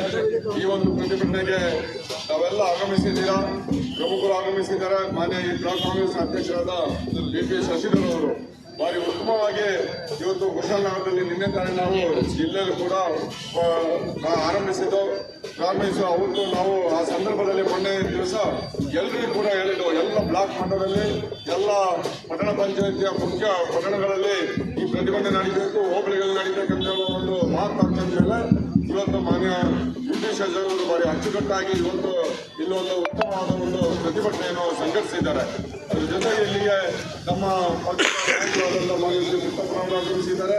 ಹಾಗೆ ಪಕ್ಷದ ಕುಶಾಲನಗರ ಬ್ಲಾಕ್ ಕಾಂಗ್ರೆಸ್ ಅಧ್ಯಕ್ಷ VP ಶಶಿಧರ್ ಮಾತನಾಡಿ, ಮೋದಿ ಸರ್ಕಾರವನ್ನು ಪ್ರಶ್ನಿಸುವವರ ಹೋರಾಟ ಚಳುವಳಿಗಳನ್ನು ಹಮ್ಮಿಕೊಳ್ಳುವವರಿಗೆ ಒಂದೊಂದು ಹಣೆಪಟ್ಟಿ ಕಟ್ಟಿ ಅವರ ಸದ್ದಡಗಿಸುವ ದಮನಕಾರಿ ನೀತಿಯನ್ನು ಬಿಜೆಪಿ ಸರ್ಕಾರ ಅನುಸರಿಸುತ್ತಿದೆ. ಮುಸಲ್ಮಾನರ ವಿರುದ್ಧವಾಗಿ ಹಿಂದೂಗಳನ್ನು ಎತ್ತಿಕಟ್ಟಿ ದೀರ್ಘಾವಧಿಗೆ ದೇಶ ನಡೆಸಬೇಕೆನ್ನುವ ಹುನ್ನಾರ ಚಿಂತನೆ ಫಲ ಕೊಡುವುದಿಲ್ಲ ಎಂದರು. ಎಲ್ಲ ಕಾರಣಗಳು ಕೂಡ ಮುಸ್ಲಿಮರ ಹೊಣೆ ಮಾಡುವಂತ ಪರಿಪಾಠ ಇಟ್ಕೊಂಡು ಮುಸ್ಲಿಂ ದೇಶದ ಹಿಂದುತ್ವದ ಮೂಲಕ ಈ ದೇಶದ ಜನರನ್ನು ಬಹಳ ದಿನದಿಂದ ಗೊಂದಲ ಮಾಡ್ಕೊಂಡು ಬಂದಿದೆ. ಏನೇ ಕಾರಣ ಮುಸ್ಲಿಮರ ಬುದ್ಧಿ ಕಲಿಸಬೇಕು, ಬಿಜೆಪಿ ಇರಬೇಕು. ಇಷ್ಟು ಜನರನ್ನ ವಿಷ ತಗೊಂಡು ಜನರಲ್ಲಿ ಇಷ್ಟು ಆ ಪಾಕಿಸ್ತಾನದ ಹೆಸರನ್ನು ತೋರಿಸ್ತಾ, ಮುಸಲ್ಮಾನರ ಮೇಲೆ ಗೂಬೆ ಕೂರಿಸ್ತಾ, ಅವ್ರನ್ನ ಒಂದು ಸರಕಿನ ವಸ್ತುವಾಗಿ ಮಾಡಿಕೊಂಡು ಇವತ್ತು ಹಿಂದುತ್ವ ಅಂತ ಹೇಳಿದ್ರೆ ಮುಸ್ಲಿಮರ ಬುದ್ಧಿ ಕಲಿಸೋದು ಹಿಂದುತ್ವ ಅನ್ನೋ ಮಟ್ಟಕ್ಕೆ ಹಿಂದೂ ನಮ್ಮ ಧರ್ಮಕ್ಕೆ ಅಪಮಾನ ಮಾಡಿಕೊಳ್ಳುವಂಥ ಪರಿಸ್ಥಿತಿಯನ್ನು ನಿರ್ಮಾಣ ಮಾಡ್ತಾ ಈ ದೇಶವನ್ನು ಸುದೀರ್ಘಾವಧಿಗೆ ಆಳ್ಬೋದು ಅಂತ ಹೇಳುವ ಒಂದು ಭ್ರಮೆಯನ್ನು ಇಟ್ಕೊಂಡು ನಮ್ಮನ್ನು ಸೋಲಿಸಲಿಕ್ಕೆ ಸಾಧ್ಯ ಇಲ್ಲ ಅಂತ ಹೇಳುವ ಭ್ರಾಂತಿಗೆ ಒಳಗಾಗಿ ಇವತ್ತು ಯಾವುದೇ ಪ್ರತಿಭಟನೆಯನ್ನ, ಯಾವುದೇ ಪ್ರಶ್ನೆಯನ್ನ, ಯಾವುದೇ ಆಂದೋಲನವನ್ನ, ಯಾವುದೇ ಚಳವಳಿಗಳನ್ನು ಸಹಿಸೋದಿಲ್ಲ. ನರೇಂದ್ರ ಮೋದಿ ಪ್ರಶ್ನಾತೀತರ ಅನ್ನೋ ಭಾವನೆ ಇದೆ. ನರೇಂದ್ರ ಮೋದಿಯನ್ನು ಪ್ರಶ್ನೆ ಮಾಡಿದವರೆಲ್ಲರೂ, ಬಿಜೆಪಿಯವರ ಪ್ರಶ್ನೆ ಮಾಡಿದವರೆಲ್ಲರೂ ಕೂಡ ದೇಶದ್ರೋಹಿಗಳು, ಪಾಕಿಸ್ತಾನದ ಏಜೆಂಟ್ಗಳು, ಕಮ್ಯುನಿಸ್ಟರು ಹೋರಾಟ ಮಾಡಿದ ಅರ್ಬನ್ ನಕ್ಸಲೈಟ್ಗಳು, ಪ್ರಗತಿಪರರು, ಲೇಖಕರು, ಸಾಹಿತಿಗಳು, ಕಲಾವಿದರು ಹೋರಾಟ ಮಾಡಿದ್ರೆ ಆಂದೋಲನ ಜೀವಿಗಳು. ಈ ರೀತಿ ಎಲ್ಲರಿಗೂ ಹಣೆಪಟ್ಟಿ ಕಟ್ಟುತ್ತಾ ಈ ದೇಶದಲ್ಲಿ ಪ್ರಜಾಪ್ರಭುತ್ವದ ಆಶಯಗಳನ್ನ, ಸೊಗಸಾದ ಚಳುವಳಿಗಳನ್ನ, ಆಂದೋಲನಗಳನ್ನ ಪ್ರಶ್ನೆ ಕೇಳುವಂತ ಮನಸ್ಥಿತಿಯನ್ನ ಇವತ್ತು ದಮನ ಮಾಡ್ತಿದೆ ವ್ಯವಸ್ಥಿತವಾಗಿ. ರೈತ ಚಳವಳಿಗಳು ನಡೆದು ರೈತ ಚಳವಳಿ ದೆಹಲಿ ತಲುಪುವ ಮುನ್ನವೇ ಅವರನ್ನ ದೆಹಲಿಗೆ ಬರಮಾಡಿಕೊಳ್ಳದೆ ಒಂದೊಂದು ಅಡಿಯ ಉಕ್ಕಿನ ಮೊಳೆಯನ್ನ ರಸ್ತೆಗೆ ಹೊಡೆದು ಕಂಡ್ರಿ. ಒಂದೊಂದು ಅಡಿಯ ಉಕ್ಕಿನ ಮೊಳೆಯನ್ನ ಕಿಲೋಮೀಟರ್ ಗಟ್ಟೆ ಹೊಡೆದ್ರು. ಯಾವ ರೈತ ಕೂಡ ದೆಹಲಿಗೆ ಬರಬಾರದು, ದೆಹಲಿ ನನ್ನ ಇದು ಸರ್ವಾಧಿಕಾರಿ ಲಕ್ಷಣ ಇದೆ, ನಿರಂಕುಶ ಲಕ್ಷಣ ಇದೆ. ಈ ದೇಶದಲ್ಲಿ ಯಾರು ಚಳವಳಿ ಹೂಡುವಾಗಿಲ್ಲ, ಯಾರು ಏನೂ ಮಾತಾಡುವಾಗಿಲ್ಲ. ವಿದ್ಯಾರ್ಥಿಗಳು 21 ಜನ ಆತ್ಮಹತ್ಯೆ ಮಾಡ್ಕೊಳ್ತಾರೆ. ನೀಟ್ ಪರೀಕ್ಷೆ ಮತ್ತು ರಾಜ್ಯ ವ್ಯಾಪ್ತಿಯಲ್ಲಿ ನಡೀತಿತ್ತು, CET ಮೂಲಕ ಸುಸೂತ್ರವಾಗಿ ನಡೀತಾ ಇತ್ತು, ಬಹಳ ಗಾಂಭೀರ್ಯವಾಗಿ ಪವಿತ್ರವಾಗಿ ನಡೀತಿತ್ತು. ನಾನು ನಡೆಸ್ತೀನಿ ಅಂತೇಳಿ ನರೇಂದ್ರ ಮೋದಿ ತೆಗೆದುಕೊಂಡೋಗಿ ಸುದೀರ್ಘ 10 ವರ್ಷಗಳ 12 ವರ್ಷಗಳ ಅವಧಿಯಲ್ಲಿ 10 ಬಾರಿ ನಮ್ಮ ನಿರಂತರವಾಗಿ ನೀಟ್ ಪತ್ರಿಕೆ ಲೀಕ್ ಆಗಿದೆ. ಅತ್ಯಂತ ಪ್ರತಿಭಾನ್ವಿತ ವಿದ್ಯಾರ್ಥಿಗಳು ಅಧ್ಯಯನ ಮಾಡ್ತಿದ್ದಾರೆ, ಪರಿಶ್ರಮ ಮಾಡ್ತಿದ್ದಾರೆ, ಜೊತೆ ಮಾಡ್ತಿದ್ದಾರೆ, ತಮ್ಮ ಬದುಕಿನ ಬಗ್ಗೆ ಕನಸು ಕಟ್ಕೊಂಡಿದ್ದಾರೆ. ಪೋಷಕರು ಸಾಲ ಸೋಲ ಮಾಡಿ ತಮ್ಮ ಒಡವೆಯನ್ನು ಅಡವಿಟ್ಟು, ಭೂಮಿಯನ್ನು ಅಡವಿಟ್ಟು ತನ್ನ ಮಗನ ಭವಿಷ್ಯಕ್ಕಾಗಿ ಒಂದಷ್ಟು ವರ್ಷಕ್ಕಾಗಿ ಇಟ್ಕೊಂಡಿದ್ದ ಹಣ ಎಲ್ಲವನ್ನು ಕೂಡ ಅಲ್ಲಿ ಪೋಲಾಗಿದೆ. ಆ ವಿದ್ಯಾರ್ಥಿಯ ಪರೀಕ್ಷೆ ಮುಂದೂಡಿಕೆ ಆಗ್ತದೆ, ಪ್ರತಿ ವರ್ಷವೂ ಮುಂದೂಡಿಕೆ ಆಗ್ತದೆ. ಮುಖಂಡರಾದ ನಾಪಂಡ ಮುತ್ತಪ್ಪ ಮಾತನಾಡಿ, ಮುಂದಿನ ದಿನಗಳಲ್ಲಿ ವಿದ್ಯಾರ್ಥಿಗಳನ್ನು ಒಗ್ಗೂಡಿಸಿ ಮತ್ತೊಂದು ಬೃಹತ್ ಹೋರಾಟ ಹಮ್ಮಿಕೊಳ್ಳಲಾಗುವುದು ಎಂದರು. ಹೋರಾಟ ಮಾಡ್ತಾ ಇದ್ದಾರೆ. ಬಹಳ ಮುಖ್ಯವಾಗಿ ಕಳೆದ 12 ವರ್ಷಗಳಿಂದ ಬಿಜೆಪಿ ದುರಾಡಳಿತದಲ್ಲಿ ವಿದ್ಯಾರ್ಥಿಗಳು ನಮ್ಮ ಕಾಂಪಿಟೇಷನ್ ಎಕ್ಸಾಮ್ ಎಲ್ಲವೂ ಈ ವ್ಯವಸ್ಥೆ, ಒಟ್ಟಾರೆ ವ್ಯವಸ್ಥೆ ಪುಸ್ತಕಕ್ಕೂ ಬರೀ ಹಣ ಮಾಡುವಂಥ ಒಂದು ವ್ಯವಸ್ಥೆಯಾಗಿ ಮಾಡ್ಕೊಳ್ಳಾಗಿದೆ. ಇದಕ್ಕೆ ಕಾರಣ ಏನು ಅಂತ ಹೇಳಿದ್ರೆ ಈ ದನದಾಹಿ ಮಾರ್ವಾಡಿಗಳ ಸರ್ಕಾರ, ಕೇಂದ್ರದಲ್ಲಿರುವಂತಹ ಮಾರ್ವಾಡಿಗಳ ಸರ್ಕಾರ ಎಲ್ಲವನ್ನು ಕೂಡ ಕಮರ್ಷಿಯಲ್ ಆಗಿ ನೋಡ್ತಾ ಇರುವಂಥದ್ದು, ಎಲ್ಲವನ್ನ ಲಾಭ ಮಾಡ್ಕೊಳ್ಬೇಕು ಅಂತ ನೋಡ್ತಾ ಇರುವಂಥದ್ದು. ಈ ನೀಟ್ ಎಕ್ಸಾಮ್ ಅಲ್ಲಿ ಮೊನ್ನೆ ಏನು ಪ್ರಶ್ನೆ ಪತ್ರಿಕೆ ಸೋರಿಕೆ ಆಯಿತು, ಅದರಲ್ಲಿ ನಮ್ಮ ಅಂದಾಜು ಸುಮಾರು 200 - 300 ಕೋಟಿ ರೂಪಾಯಿಯಷ್ಟು ಇವರು ಹಣವನ್ನು ಮಾಡಿಕೊಂಡಿದ್ದಾರೆ. ಇದರಲ್ಲಿ ಮಂತ್ರಿಗಳು, ಈ ಒಟ್ಟಾರೆ ಸರ್ಕಾರ, ಅಧಿಕಾರಿಗಳು ಎಲ್ಲ ವ್ಯವಸ್ಥೆ ಸೇರಿ ಮಕ್ಕಳ ಭವಿಷ್ಯಕ್ಕೆ ಬೆಂಕಿಯನ್ನು ಇಟ್ಟಿದ್ದಾರೆ. ಇಲ್ಲಿ ನಾವು ಗಮನಿಸಬೇಕಾಗಿದೆ ಏನು ಅಂತ ಹೇಳಿದ್ರೆ, ಮೊನ್ನೆ ವಿದ್ಯಾರ್ಥಿಗಳು ಜಂತರ್ ಮಂತರಲ್ಲಿ ಏನು ಹೋರಾಟವನ್ನು ಮಾಡ್ತಾ ಇದ್ರು, ಆ ಸಂದರ್ಭದಲ್ಲಿ ಬಹಳ ಕ್ರೂರವಾಗಿ ದಬ್ಬಾಳಿಕೆಯನ್ನು ಮಾಡಿ, ಲಾಠಿ ಚಾರ್ಜ್ ಮಾಡಿ, ಟಿಯರ್ ಗ್ಯಾಸ್ ಅನ್ನು ಬಳಸಿ ವಿದ್ಯಾರ್ಥಿಗಳನ್ನ ಹತ್ತಿಕ್ಕುವಂತ ಕೆಲಸ ಮಾಡ್ತು. ಇದು ನಮಗೆ ಚೆನ್ನಾಗಿ ನೆನಪಿದೆ. 1988ರಲ್ಲಿ ಚೈನಾದ ಟಿಯನ್ಮೆನ್ ಚೌಕದಲ್ಲಿ ಏನ್ ನಡೀತು, ಆ ತರದ ಒಂದು ಘಟನೆ ಮಾಡುವಂತ ಎಲ್ಲ ಹುನ್ನಾರವನ್ನು ಅವರು ಮಾಡ್ಕೊಂಡಿದ್ರು. ಆದರೆ ಈ ದೇಶದ ಪ್ರಜ್ಞಾವಂತ ನಾಗರಿಕರು, ಇನ್ನೂ ಅಲ್ಪ ಸ್ವಲ್ಪ ಉಳ್ಕೊಂಡಿರುವಂತ ಮಾಧ್ಯಮ ಮಿತ್ರರು ಎಲ್ಲರೂ ಸೇರಿ ಅದನ್ನ ವ್ಯಾಪಕವಾಗಿ ಪ್ರಚಾರ ಮಾಡಿದ ನಂತರ, ಜೊತೆಯಲ್ಲಿ ನಮ್ಮ ನೆಚ್ಚಿನ ನಾಯಕರು, ವಿರೋಧ ಪಕ್ಷ ನಾಯಕರಾದ ಶ್ರೀಯುತ ರಾಹುಲ್ ಗಾಂಧಿ ಅವರು ನರೇಂದ್ರ ಮೋದಿ ಅವರ ಮನೆ ಎದುರುಗಡೆ ಏನು ಧರಣಿಯನ್ನ ನಡೆಸಿದ್ರು, ಅಲ್ಲಿಂದ ಸರ್ಕಾರ ಬೆದರಿದೆ. ಈಗ ಪದೇ ಪದೇ ಮಾತುಕತೆಗೆ ಕರೀತಾ ಇದ್ದಾರೆ. ಇದೊಂದು ಹೋರಾಟ ಇಲ್ಲ ಅಂತ ಹೇಳಿದ್ರೆ ಈ ವ್ಯವಸ್ಥೆಯನ್ನ ಮುಚ್ಚಿ ಹಾಕ್ತಾ ಇದ್ರು. ಈ ಹಗರಣವನ್ನ ಸಂಪೂರ್ಣವಾಗಿ ಮುಚ್ಚಿ ಹಾಕುವಂತ ಎಲ್ಲ ಹುನ್ನಾರವನ್ನ ನಡೆಸಿದ್ರು. ಕೆಪಿಸಿಸಿ ಸಂಯೋಜಕ ನಟೇಶ್ ಗೌಡ, ಯುವ ಕಾಂಗ್ರೆಸ್ ಅಧ್ಯಕ್ಷ ಜಮ್ಮಡ ಸೋಮಣ್ಣ, ಎನ್ಎಸ್ಯುಐನ ಬಸವರಾಜು ಮಾತನಾಡಿದರು. ಪ್ರತಿಭಟನೆಯಲ್ಲಿ ಕಾಂಗ್ರೆಸ್ನ ವಿವಿಧ ಘಟಕ ಸಮಿತಿಗಳ ಪದಾಧಿಕಾರಿಗಳು, ಮಾಜಿ ಜನಪ್ರತಿನಿಧಿಗಳು, ಕಾರ್ಯಕರ್ತರು ಉಪಸ್ಥಿತರಿದ್ದರು. ನೀಟ್ ಪತ್ರಿಕೆ ಸೋರಿಕೆ, ವಿರಾಜಪೇಟೆ ಬ್ಲಾಕ್ ಕಾಂಗ್ರೆಸ್ ನೇತೃತ್ವದಲ್ಲಿ ಬೃಹತ್ ಪ್ರತಿಭಟನೆ. ನೀಟ್ ಪರೀಕ್ಷಾ ಪ್ರಶ್ನೆ ಪತ್ರಿಕೆ ಸೋರಿಕೆ ಖಂಡಿಸಿ ದೆಹಲಿಯಲ್ಲಿ ವಿದ್ಯಾರ್ಥಿಗಳು ಕೈಗೊಂಡ ಪ್ರತಿಭಟನೆಗೆ ಬೆಂಬಲವಾಗಿ ಹಾಗೂ ಕೇಂದ್ರ ಬಿಜೆಪಿ ನಾಯಕತ್ವ ಮತ್ತು ಪೊಲೀಸರು ವಿದ್ಯಾರ್ಥಿಗಳ ಮೇಲೆ ನಡೆಸಿದ ದೌರ್ಜನ್ಯದ ವಿರುದ್ಧ ವಿರಾಜಪೇಟೆಯಲ್ಲಿ ಬೃಹತ್ ಪ್ರತಿಭಟನೆ ಕೈಗೊಳ್ಳಲಾಯಿತು. ವಿರಾಜಪೇಟೆ ವಿಧಾನಸಭಾ ಕ್ಷೇತ್ರದ ಮಾನ್ಯ ಶಾಸಕರಾದ ಅಜ್ಜಿಕುಟಿರ ಎಸ್ ಪೊನ್ನಣ್ಣ ಅವರು ಭಾಗವಹಿಸಿದ ಈ ಪ್ರತಿಭಟನೆಯಲ್ಲಿ ಜಿಲ್ಲಾ ಪ್ರಚಾರ ಸಮಿತಿ ಅಧ್ಯಕ್ಷರಾದ ಟಿಪಿ ರಮೇಶ್, ಬ್ಲಾಕ್ ಅಧ್ಯಕ್ಷರು ಪಟ್ಟಣ ರಂಜಿ ಪೂರ್ಣಚ್ಚ, ಬ್ಲಾಕ್ ಮಹಿಳಾ ಅಧ್ಯಕ್ಷರು, ತಾಲೂಕು ಪ್ರಚಾರ ಸಮಿತಿಯ ಅಧ್ಯಕ್ಷರು, ಮತಿನ್ ಹಾಗೂ ಪದಾಧಿಕಾರಿಗಳು, ಪಕ್ಷದ ಜಿಲ್ಲಾ ಘಟಕದ ಅಧ್ಯಕ್ಷರುಗಳು, ಸದಸ್ಯರುಗಳು, ಪದಾಧಿಕಾರಿಗಳು, ಪ್ರಮುಖರು, ಬ್ಲಾಕ್ ಕಾಂಗ್ರೆಸ್ ಅಧ್ಯಕ್ಷರು, ಬೂತ್ ಅಧ್ಯಕ್ಷರು, ಪದಾಧಿಕಾರಿಗಳು, ಸಾಮಾಜಿಕ ಜಾಲತಾಣದ ಅಧ್ಯಕ್ಷರು, ಪದಾಧಿಕಾರಿಗಳು, ಅಲ್ಪಸಂಖ್ಯಾತರ ಘಟಕದ ಅಧ್ಯಕ್ಷರುಗಳು, ಪದಾಧಿಕಾರಿಗಳು, ಎಸ್ಟಿ ಘಟಕದ ಅಧ್ಯಕ್ಷರು ಹಾಗೂ ಪದಾಧಿಕಾರಿಗಳು, ಒಬಿಸಿ ಘಟಕದ ಅಧ್ಯಕ್ಷರು ಮತ್ತು ಪದಾಧಿಕಾರಿಗಳು, ಯೂತ್ ಕಾಂಗ್ರೆಸ್ ಅಧ್ಯಕ್ಷರುಗಳು ಹಾಗೂ ಪದಾಧಿಕಾರಿಗಳು, ನೂರಾರು ಸಂಖ್ಯೆಯಲ್ಲಿ ಕಾಂಗ್ರೆಸ್ ಕಾರ್ಯಕರ್ತರು ಹಾಗೂ ಸಾರ್ವಜನಿಕರು ವಿದ್ಯಾರ್ಥಿಗಳ ಮೇಲೆ ಕೇಂದ್ರ ಸರ್ಕಾರ ಎಸಗಿದ ದೌರ್ಜನ್ಯ ವಿರುದ್ಧ ಆಕ್ರೋಶ ವ್ಯಕ್ತಪಡಿಸುತ್ತಾ ಘೋಷಣೆಯನ್ನು ಕೂಗಿದರು.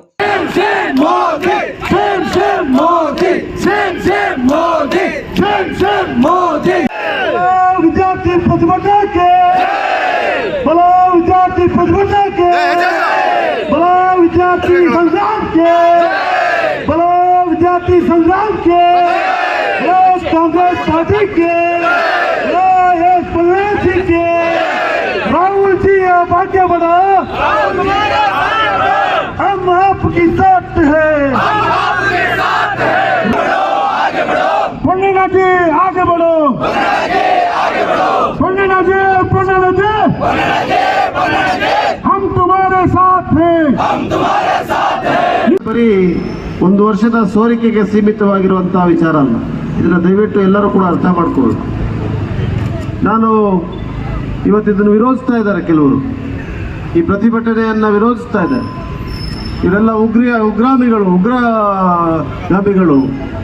ಇವರಿಗೆ ಹಣ ಕೊಟ್ಟು ಇವರನ್ನ ಇಲ್ಲಿ ಕೂರಿಸ್ತಾ ಇದ್ದಾರೆ ಅಂತ ಹೇಳುವಂಥ ಒಂದು ಸಂದೇಶವನ್ನು, ಅಪಪ್ರಚಾರವನ್ನು ಮಾಡಿ ಆ ಪ್ರತಿಭಟನೆ ಹತ್ತಿಡುವಂಥ ಪ್ರಯತ್ನ ಕೂಡ ನಡೀತಾ ಇದೆ. ಬಹುಶಃ ಇದಕ್ಕಿಂತ ಹಾಸ್ಯಾಸ್ಪದವಾದಂಥ ವಿಚಾರ ಇನ್ನೊಂದು ಇರ್ಲಿಕ್ಕೆ ಸಾಧ್ಯ ಇಲ್ಲ. ನಾನು ಕೂಡ ಸಾಂದರ್ಭಿಕವಾಗಿ ದೆಹಲಿಯಲ್ಲಿದ್ದೆ. ಬಹುಶಃ ಅಷ್ಟೊಂದು ದೊಡ್ಡ ಜನಸ್ತೋಮವನ್ನು ದೆಹಲಿಯ ರಸ್ತೆಗಳಲ್ಲಿ ಯಾರೂ ಕೂಡ ನೋಡ್ಲಿಕ್ಕೆ ಸಾಧ್ಯ ಇಲ್ಲ ಅಂತ ಹೇಳೋದು ನನ್ನ ಅನಿಸಿಕೆ.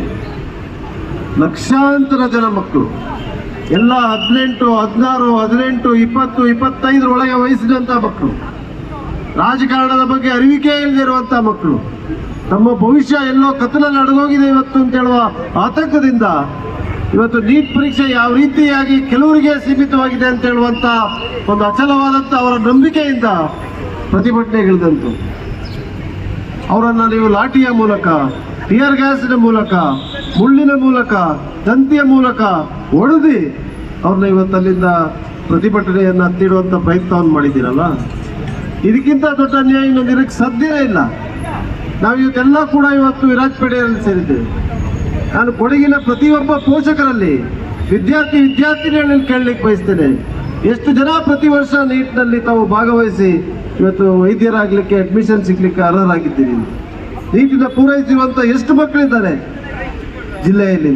3% ಕೂಡ ಇಲ್ಲ, 2% ಕೂಡ ಇಲ್ಲ. ಇದಕ್ಕೆ ಕಾರಣ ಏನು ಅಂತ ಹೇಳಿದ್ರೆ ನೀಟಿನ ಪರೀಕ್ಷೆ ಪಾರದರ್ಶಕವಾಗಿ ನಡೆಯೋದೇ ಇಲ್ಲ. ಪತ್ರಿಕೆ ಸೋರಿಕೆ ಬರೀ ಒಂದು ಭಾಗ ಅಷ್ಟೇ. ನೀವು ಅಲ್ಲಿರುವಂಥ ಕೋಚಿಂಗ್ ಸೆಂಟ್ರಿಗೆ ಹೋಗಿ ಅವ್ರಿಗೆ ಲಕ್ಷಾಂತರ ರೂಪಾಯಿ ಹಣ ಕೊಟ್ಟು ಅಲ್ಲಿ ನೀವು ಕೋಚಿಂಗನ್ನು ತಗೊಂಡ್ರೆ ನಿಮಗೆ ಪತ್ರಿಕೆನೂ ಸಿಗುತ್ತೆ, ನಿಮ್ಗೆ ಯಾವುದು ಉತ್ತರ ಕೊಡಬೇಕು ಅಂತಲೂ ಗೊತ್ತಿರ್ತದೆ. ನೀವು ಸರಿಯಾಗಿ ಬರೆದಿಲ್ಲ ಅಂದ್ರೂ ಕೂಡ ನೀವು ಪಾಸ್ ಆಗ್ತೀವಿ. ಶಾಸಕರಾದ ಪೊನ್ನಣ್ಣರವರು ಮಾತನಾಡಿ, ಕೇಂದ್ರ ಸರ್ಕಾರ ಸರ್ವಾಧಿಕಾರಣಿ ಧೋರಣೆಯನ್ನು ತೋರುತ್ತಿದ್ದು ಇದು ಅತ್ಯಂತ ಖಂಡನೀಯ. ವಿದ್ಯಾರ್ಥಿಗಳು ಶಾಂತಿಯುತವಾಗಿ ನಡೆಸುತ್ತಿದ್ದ ಪ್ರತಿಭಟನೆಯನ್ನು ಹತ್ತಿಕ್ಕಲು ಸಾಧ್ಯವಾಗದೆ ಅವರನ್ನು ಉಗ್ರಗಾಮಿಗಳು ಎಂದು ಬಣ್ಣಿಸಿರುವುದು ಪ್ರಜಾಪ್ರಭುತ್ವದ ದುರಂತ ಎಂದು ಹೇಳಿದ ಶಾಸಕರು, ವಿದ್ಯಾರ್ಥಿಗಳಿಗೆ ಮತ್ತು ದೇಶಕ್ಕೆ ಇದಕ್ಕಿಂತ ದೊಡ್ಡ ಅನ್ಯಾಯ ಇನ್ನೊಂದಿಲ್ಲ ಎಂದು ಬಣ್ಣಿಸಿದರು. ಈ ನೀಟ್ ಪರೀಕ್ಷೆಯಲ್ಲಿ ಭಾಗವಹಿಸಿ ನಾವು ಕೂಡ ವೈದ್ಯರಾಗಬೇಕು, ವೈದ್ಯರಾಗಿ ಜನರ ಸೇವೆಯನ್ನು ಮಾಡಬೇಕು ಅಂತ ಹೇಳಿ ಪ್ರಾಮಾಣಿಕವಾದಂಥ ಶ್ರಮೆಯನ್ನು ವಹಿಸಿ ಅವರು ಈ ನೀಟ್ ಪೇಪರೇ ಸೋರಿಕೆ ಆಗ್ತಾ ಇದೆ, ನಮಗೆ ನ್ಯಾಯ ದೊರಕ್ತಾ ಇಲ್ಲ ಅಂಥೇಳಿ 3-4 ತಿಂಗಳ ಅವಧಿಯಿಂದ ಪ್ರತಿಭಟನೆಯಲ್ಲಿ ಕೂತರೂ ಕೂಡ ಕೇಂದ್ರ ಸರ್ಕಾರ ಕೊಂಚಿತವಾಗೂ ಕೂಡ ಅವರ ಬಗ್ಗೆ ಕಾಳಜಿಯನ್ನು ತೋರದೆ, ಅವರ ಬಗ್ಗೆ ಕಣ್ಣನ್ನು ತೆರೆಯದೆ ಒಂದು ಸರ್ವಾಧಿಕಾರಿ ಧೋರಣೆಯನ್ನ ಏನು ತೋರ್ತಾ ಇದೆ.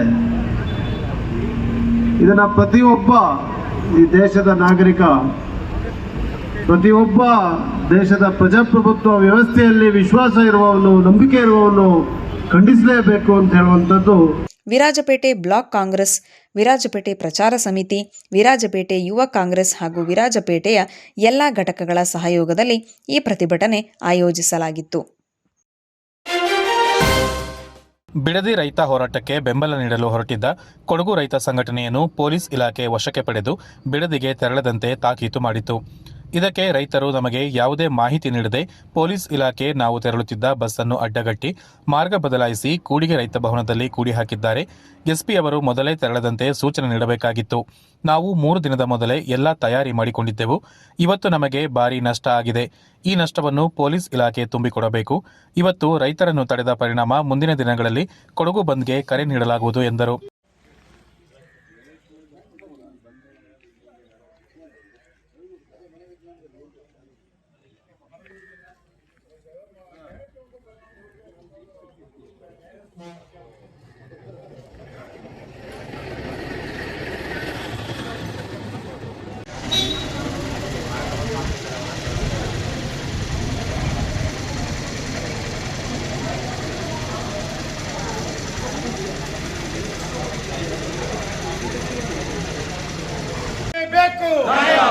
ಬೇಕೇ ಬೇಕು ರೈತ ಪರ ಹೋರಾಟಕ್ಕೆ, ರೈತ ರಕ್ಷಣೆಗೆ, ರೈತ ಸಂಘಕ್ಕೆ.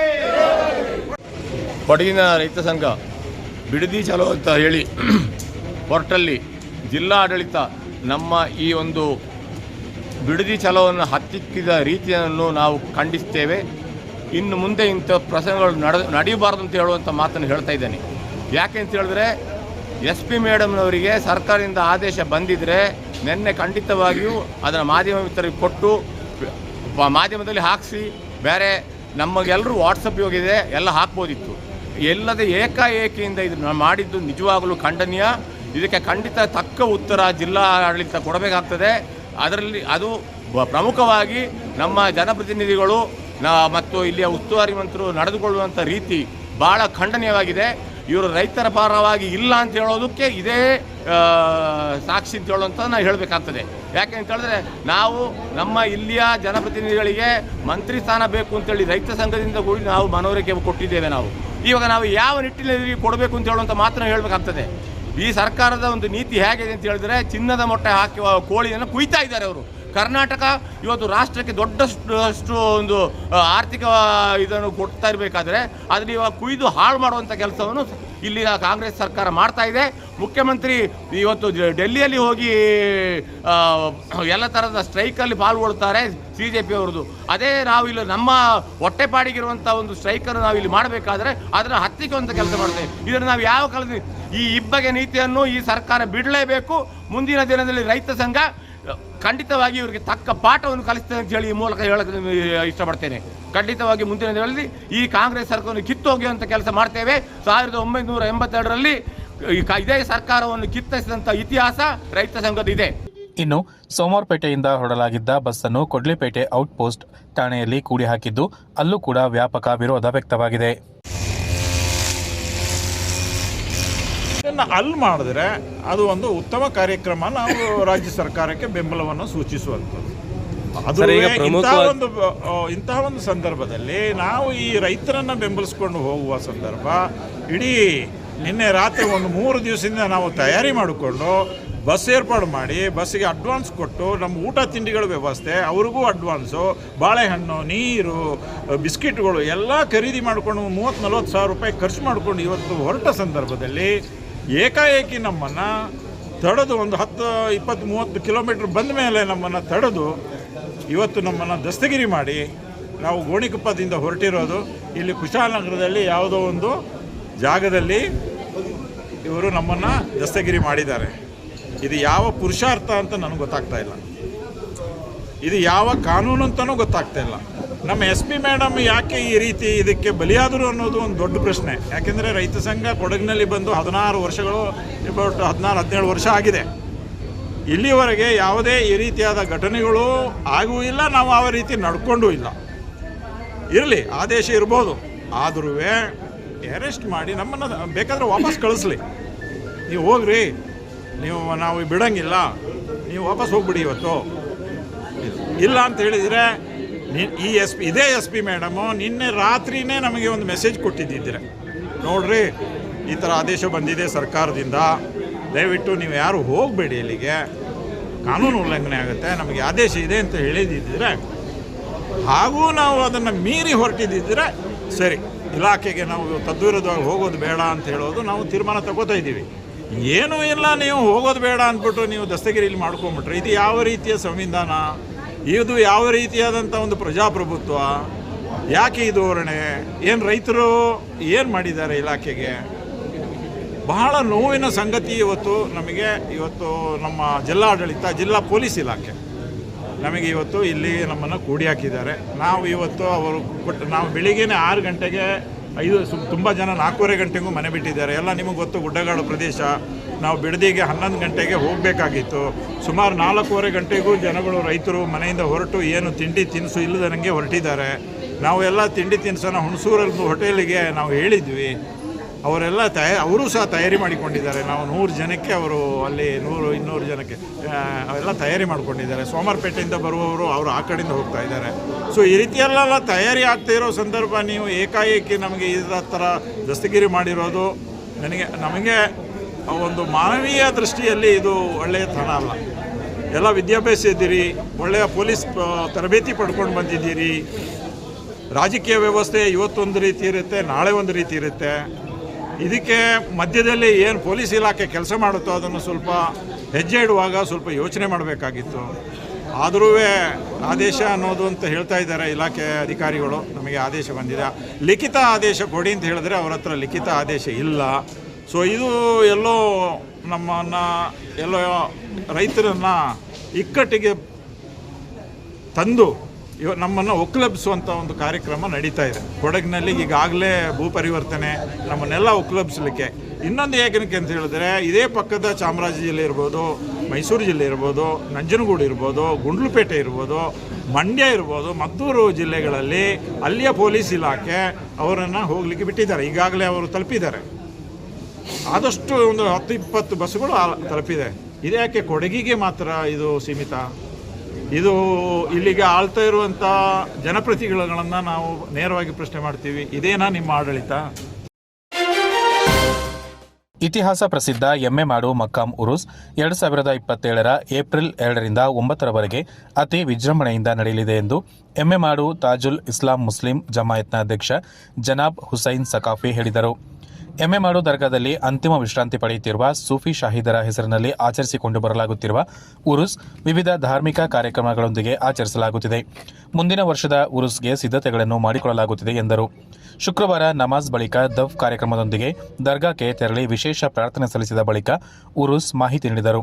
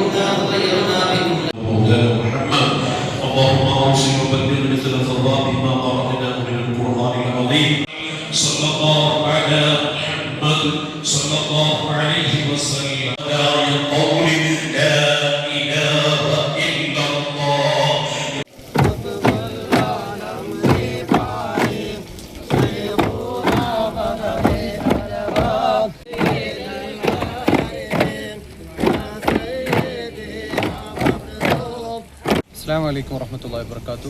ನಾಡಿನ ಸಮಸ್ತ ಜನತೆಗೆ ನನ್ನ ನಮಸ್ಕಾರಗಳು. ಪ್ರೀತಿಯ ಜನರೇ, ಇತಿಹಾಸ ಪ್ರಸಿದ್ಧವಾದಂತಹ ಕೊಡಗು ಜಿಲ್ಲೆಯ ಎಮ್ಮೆಮಾಡಿವಿನಲ್ಲಿ ಅಂತ್ಯವಿಶ್ರಾಂತಿ ಪಡೆಯುತ್ತಿರುವಂತಹ ಸೂಫಿ ಶಹೀದ್ ಕದಸುಲ್ಲಾ ಹುಸೇನ್ ಅಜೀಜ್ ಹಸನ್ ಸಖಾಫುಲ್ ಹಜರಮಿ ಇತರ ಸೂಫಿ ಸಂತರ ಹೆಸರಿನಲ್ಲಿ ಪ್ರತಿ ವರ್ಷ ನಡೆಸಿ ಬರುತ್ತಿರುವಂತಹ ಉರೂಸ್ ಮುಬಾರಕ್ ಇದೇ ಬರುವ 2027 ಏಪ್ರಿಲ್ 2ರಿಂದ 9ರ ತನಕ ಅತಿ ವಿಜೃಂಭಣೆಯಿಂದ ನಡೆಸಲು ತೀರ್ಮಾನಿಸಲಾಗಿದೆ. ಸಾರ್ವಜನಿಕವಾದಂತಹ ಎಲ್ಲ ವರ್ಷ ನಡೆಸುವಂತಹ ಕಾರ್ಯಕ್ರಮಗಳು ಪ್ರತಿ ವರ್ಷ ನಡೆಸುವಂತೆ ಈ ವರ್ಷವೂ ಕೂಡ ಬರುವ ವರ್ಷ ಉರೂಸಿಗೂ ಕೂಡ ನಡೆಸಲು ನಾವು ಉದ್ದೇಶಿಸ್ತಾ ಇದ್ದೇವೆ. ಈ ಕಾರ್ಯಕ್ರಮಕ್ಕೆ ನಾಡಿನ ಸಮಸ್ತ ಜನರನ್ನು ಆಹ್ವಾನಿಸುವುದರೊಂದಿಗೆ ನಮ್ಮ ಊರಿನ ಈ ಉರೂಸಿನ ಪ್ರಚಾರವು ತಾವೆಲ್ಲರೂ ಕೂಡ ಭಾಗಿಯಾಗಬೇಕೆಂದು ವಿನಮ್ರನೆಯಿಂದ ವಿನಂತಿಸ್ತಾ ಇದ್ದೇವೆ. ವಿಶ್ರಾಂತಿ ಪಡೆಯುತ್ತಿರುವ ಸೂಫಿ ಸೈಯದ್ ವಲಿಯುಲ್ಲಾ ಹಾಗೂ ಸೈಯದ್ ಹಸನ್ ಸಖಾಫ್ ಇವರ ಹೆಸರಿನಲ್ಲಿ ವರ್ಷಂ ಪ್ರತಿ ನಡೆಸಿ ಬರುತ್ತಿರುವ ಉರೂಸ್ ನರ್ಸೆ 2027 ಏಪ್ರಿಲ್ 2ರಿಂದ 9ರ ತನಕ ನಡೆಸಲು ತೀರ್ಮಾನಿಸಿದ್ದೇವೆ. ಈ ಸಂದರ್ಭ ತಾಜುಲ್ ಇಸ್ಲಾಂ ಮುಸ್ಲಿಂ ಜಮಾಯತ್ನ ಪ್ರಧಾನ ಕಾರ್ಯದರ್ಶಿ ಸೈಯದ್ ಜಕರಿಯಾ ಸಅದಿ, ಎಮ್ಮೆಮಾಡು ಖತೀಬ್ ರಾಜಿಕ್ ಫೈಜಿ, ಜಮಾತ್ ಸಮಿತಿ ಸದಸ್ಯರು, ಶಹೀದಿಯಾ ಅನಾಥಾಲಯ ಅಧ್ಯಕ್ಷರು, ಸಮಿತಿ ಸದಸ್ಯರು ಹಾಗೂ ಸಮುದಾಯ ಬಾಂಧವರು ಪಾಲ್ಗೊಂಡಿದ್ದರು. ಪ್ರಾರ್ಥನೆ ಸೈಯದ್ ಇಲ್ಯಾಸ್ ಸಕಾಫಿ ತಂಗಳ್ ನೆರವೇರಿಸಿದರು. Kodagu channel news Duggala Sadananda ನಾಪಕ್ಲೋ. ಹಾರಂಗಿ ಜಲಾನಯನ ಪ್ರದೇಶದಲ್ಲಿ ಉತ್ತಮ ಮಳೆಯಾಗುತ್ತಿದ್ದು ಒಳಹರಿವಿನ ಪ್ರಮಾಣ ಹೆಚ್ಚಾಗಿದೆ. ಈ ಹಿನ್ನೆಲೆಯಲ್ಲಿ ಮುಂಜಾಗ್ರತಾ ಕ್ರಮವಾಗಿ ಹಾರಂಗಿ ಅಣೆಕಟ್ಟೆಯಿಂದ ಜುಲೈ 25ರಂದು ಮಧ್ಯಾಹ್ನ 3000ದಿಂದ 5000 ಕ್ಯೂಸೆಕ್ಸ್ ನೀರನ್ನು ನದಿಗೆ ಹರಿಬಿಡಲಾಗುತ್ತದೆ ಎಂದು ಹಾರಂಗಿ ಪುನರ್ವಸತಿ ವಿಭಾಗದ ಕಾರ್ಯಪಾಲಕ ಇಂಜಿನಿಯರ್ ಮಹೇಶ್ ಎಂಎಸ್ ತಿಳಿಸಿದ್ದಾರೆ. ಹಾರಂಗಿ ಜಲಾಶಯದ ಗರಿಷ್ಠ ಮಟ್ಟ 2859 ಅಡಿಗಳಾಗಿದ್ದು ಇಂದಿನ ಮಟ್ಟ 2856 ಆಗಿದ್ದು ಬಹುತೇಕ ಜಲಾಶಯ ಭರ್ತಿಯಾಗಿದೆ. ಜಲಾಶಯದ ಜಲಾನಯನ ಪ್ರದೇಶಗಳಾದ ಹಟ್ಟಿಹೊಳೆ, ಮಾದಾಪುರ ವಿಭಾಗಗಳಲ್ಲಿ ಉತ್ತಮ ಮಳೆಯಾಗುತ್ತಿರುವುದರಿಂದ ಜಲಾಶಯದ ಒಳಹರಿವಿನ ಮಟ್ಟ 4500 ಕ್ಯೂಸೆಕ್ಸ್ನಷ್ಟಿದೆ. ಹವಾಮಾನ ಇಲಾಖೆಯ ಮುನ್ಸೂಚನೆಯಂತೆ ಜಲಾನಯನ ಪ್ರದೇಶಗಳಲ್ಲಿ ಭಾರೀ ಪ್ರಮಾಣದಲ್ಲಿ ಮಳೆಯಾಗುವ ಸಂಭವವಿದ್ದು ಒಳಹರಿವಿನ ಪ್ರಮಾಣ ಮತ್ತಷ್ಟು ಹೆಚ್ಚಾಗುವ ಸಾಧ್ಯತೆ ಇದೆ. ಜುಲೈ 25ರಂದು ಮಧ್ಯಾಹ್ನ 2 ಗಂಟೆಯ ನಂತರ ನೀರನ್ನು ನದಿಗೆ ಹರಿಸುವುದರಿಂದ ಸುತ್ತಮುತ್ತಲಿನ ಜನರು ಎಚ್ಚರಿಕೆಯಿಂದ ಇರುವಂತೆ ಮನವಿ ಮಾಡಿದ್ದಾರೆ. ಹಾರಂಗಿ ಮತ್ತು ಕಾವೇರಿ ನದಿ ಪಾತ್ರದಲ್ಲಿರುವ ನದಿಯ ಎರಡೂ ದಂಡೆಯಲ್ಲಿ ವಾಸಿಸುತ್ತಿರುವ ಜನರು ತಮ್ಮ ಆಸ್ತಿ ಪಾಸ್ತಿ ಹಾಗೂ ಜಾನುವಾರುಗಳ ರಕ್ಷಣೆಗಳ ಬಗ್ಗೆ ಮುನ್ನೆಚ್ಚರಿಕೆ ವಹಿಸಿ ಸುರಕ್ಷಿತ ಸ್ಥಳಗಳಿಗೆ ತೆರಳುವಂತೆ ಮಹೇಶ್ ಎಂಎಸ್ ಕೋರಿದ್ದಾರೆ. ಭಾಗಮಂಡಲದ ಚಾಮುಂಡೇಶ್ವರಿ ವಿದ್ಯುತ್ ಸರಬರಾಜು ನಿಗಮ ನಿಯಮಿತದ ಶಾಖಾ ಅಧಿಕಾರಿಗಳ ಕಚೇರಿ ಬೀಳುವ ಹಂತದಲ್ಲಿದೆ.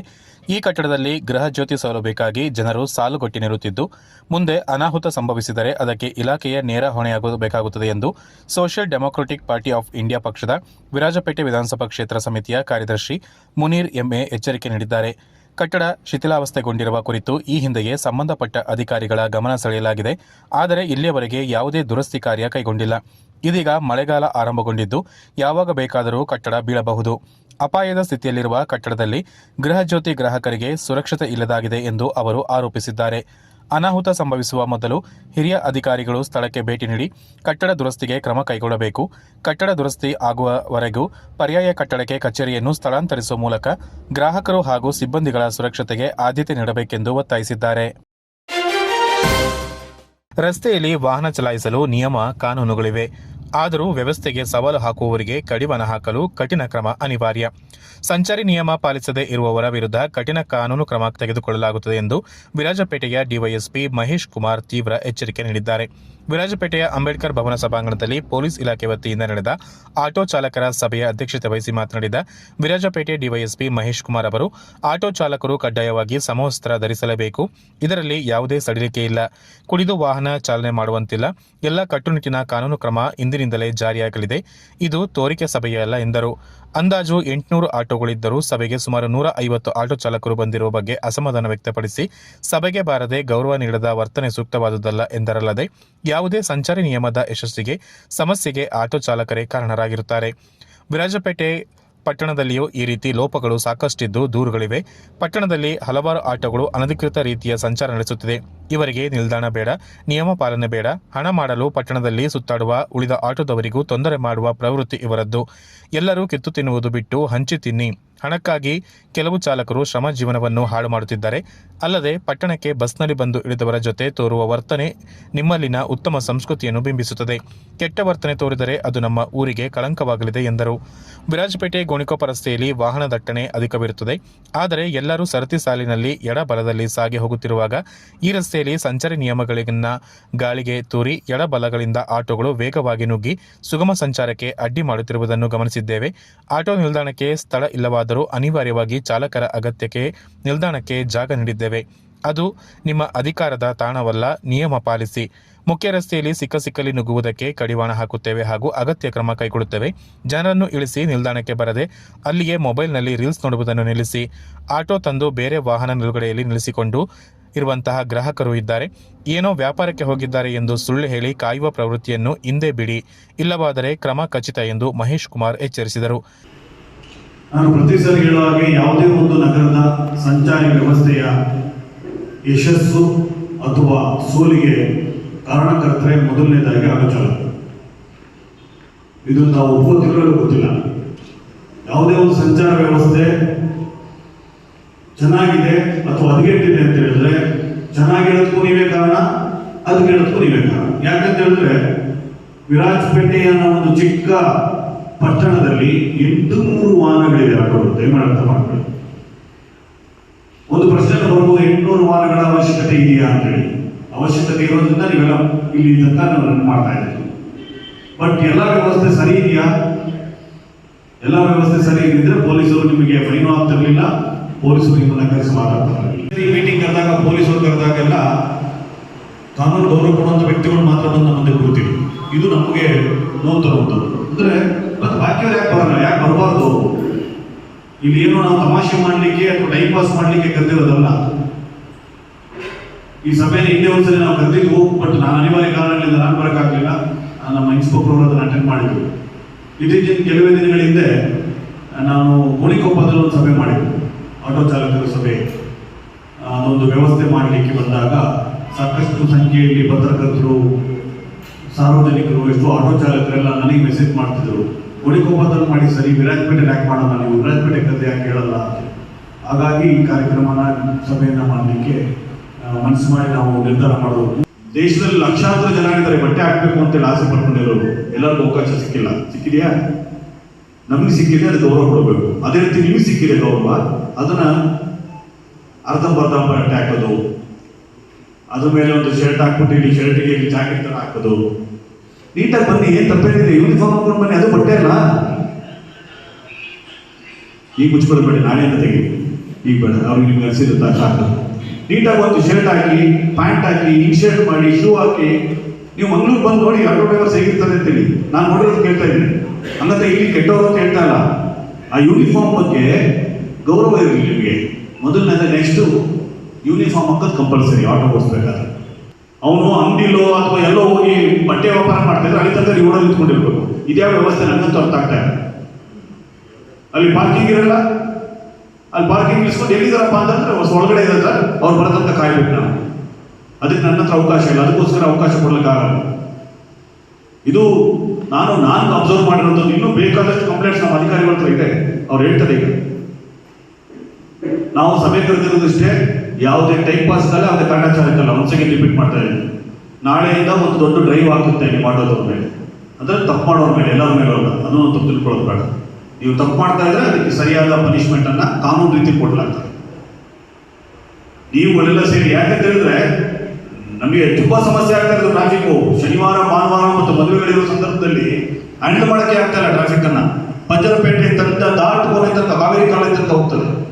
ಈ ಚಿಕ್ಕ ಪುಟ್ಟ ತಪ್ಪುಗಳಿಂದಾನೆ ವಾಹನಗಳು ಜಾಸ್ತಿ ಆಗ್ತಾ ಇದೆ. ಅದು ಮ್ಯಾನೇಜ್ ಮಾಡ್ಬೇಕು ನಾವು. ಬಟ್ ನೀವು 2 ಸೆಕೆಂಡ್ ನಮಗೆ.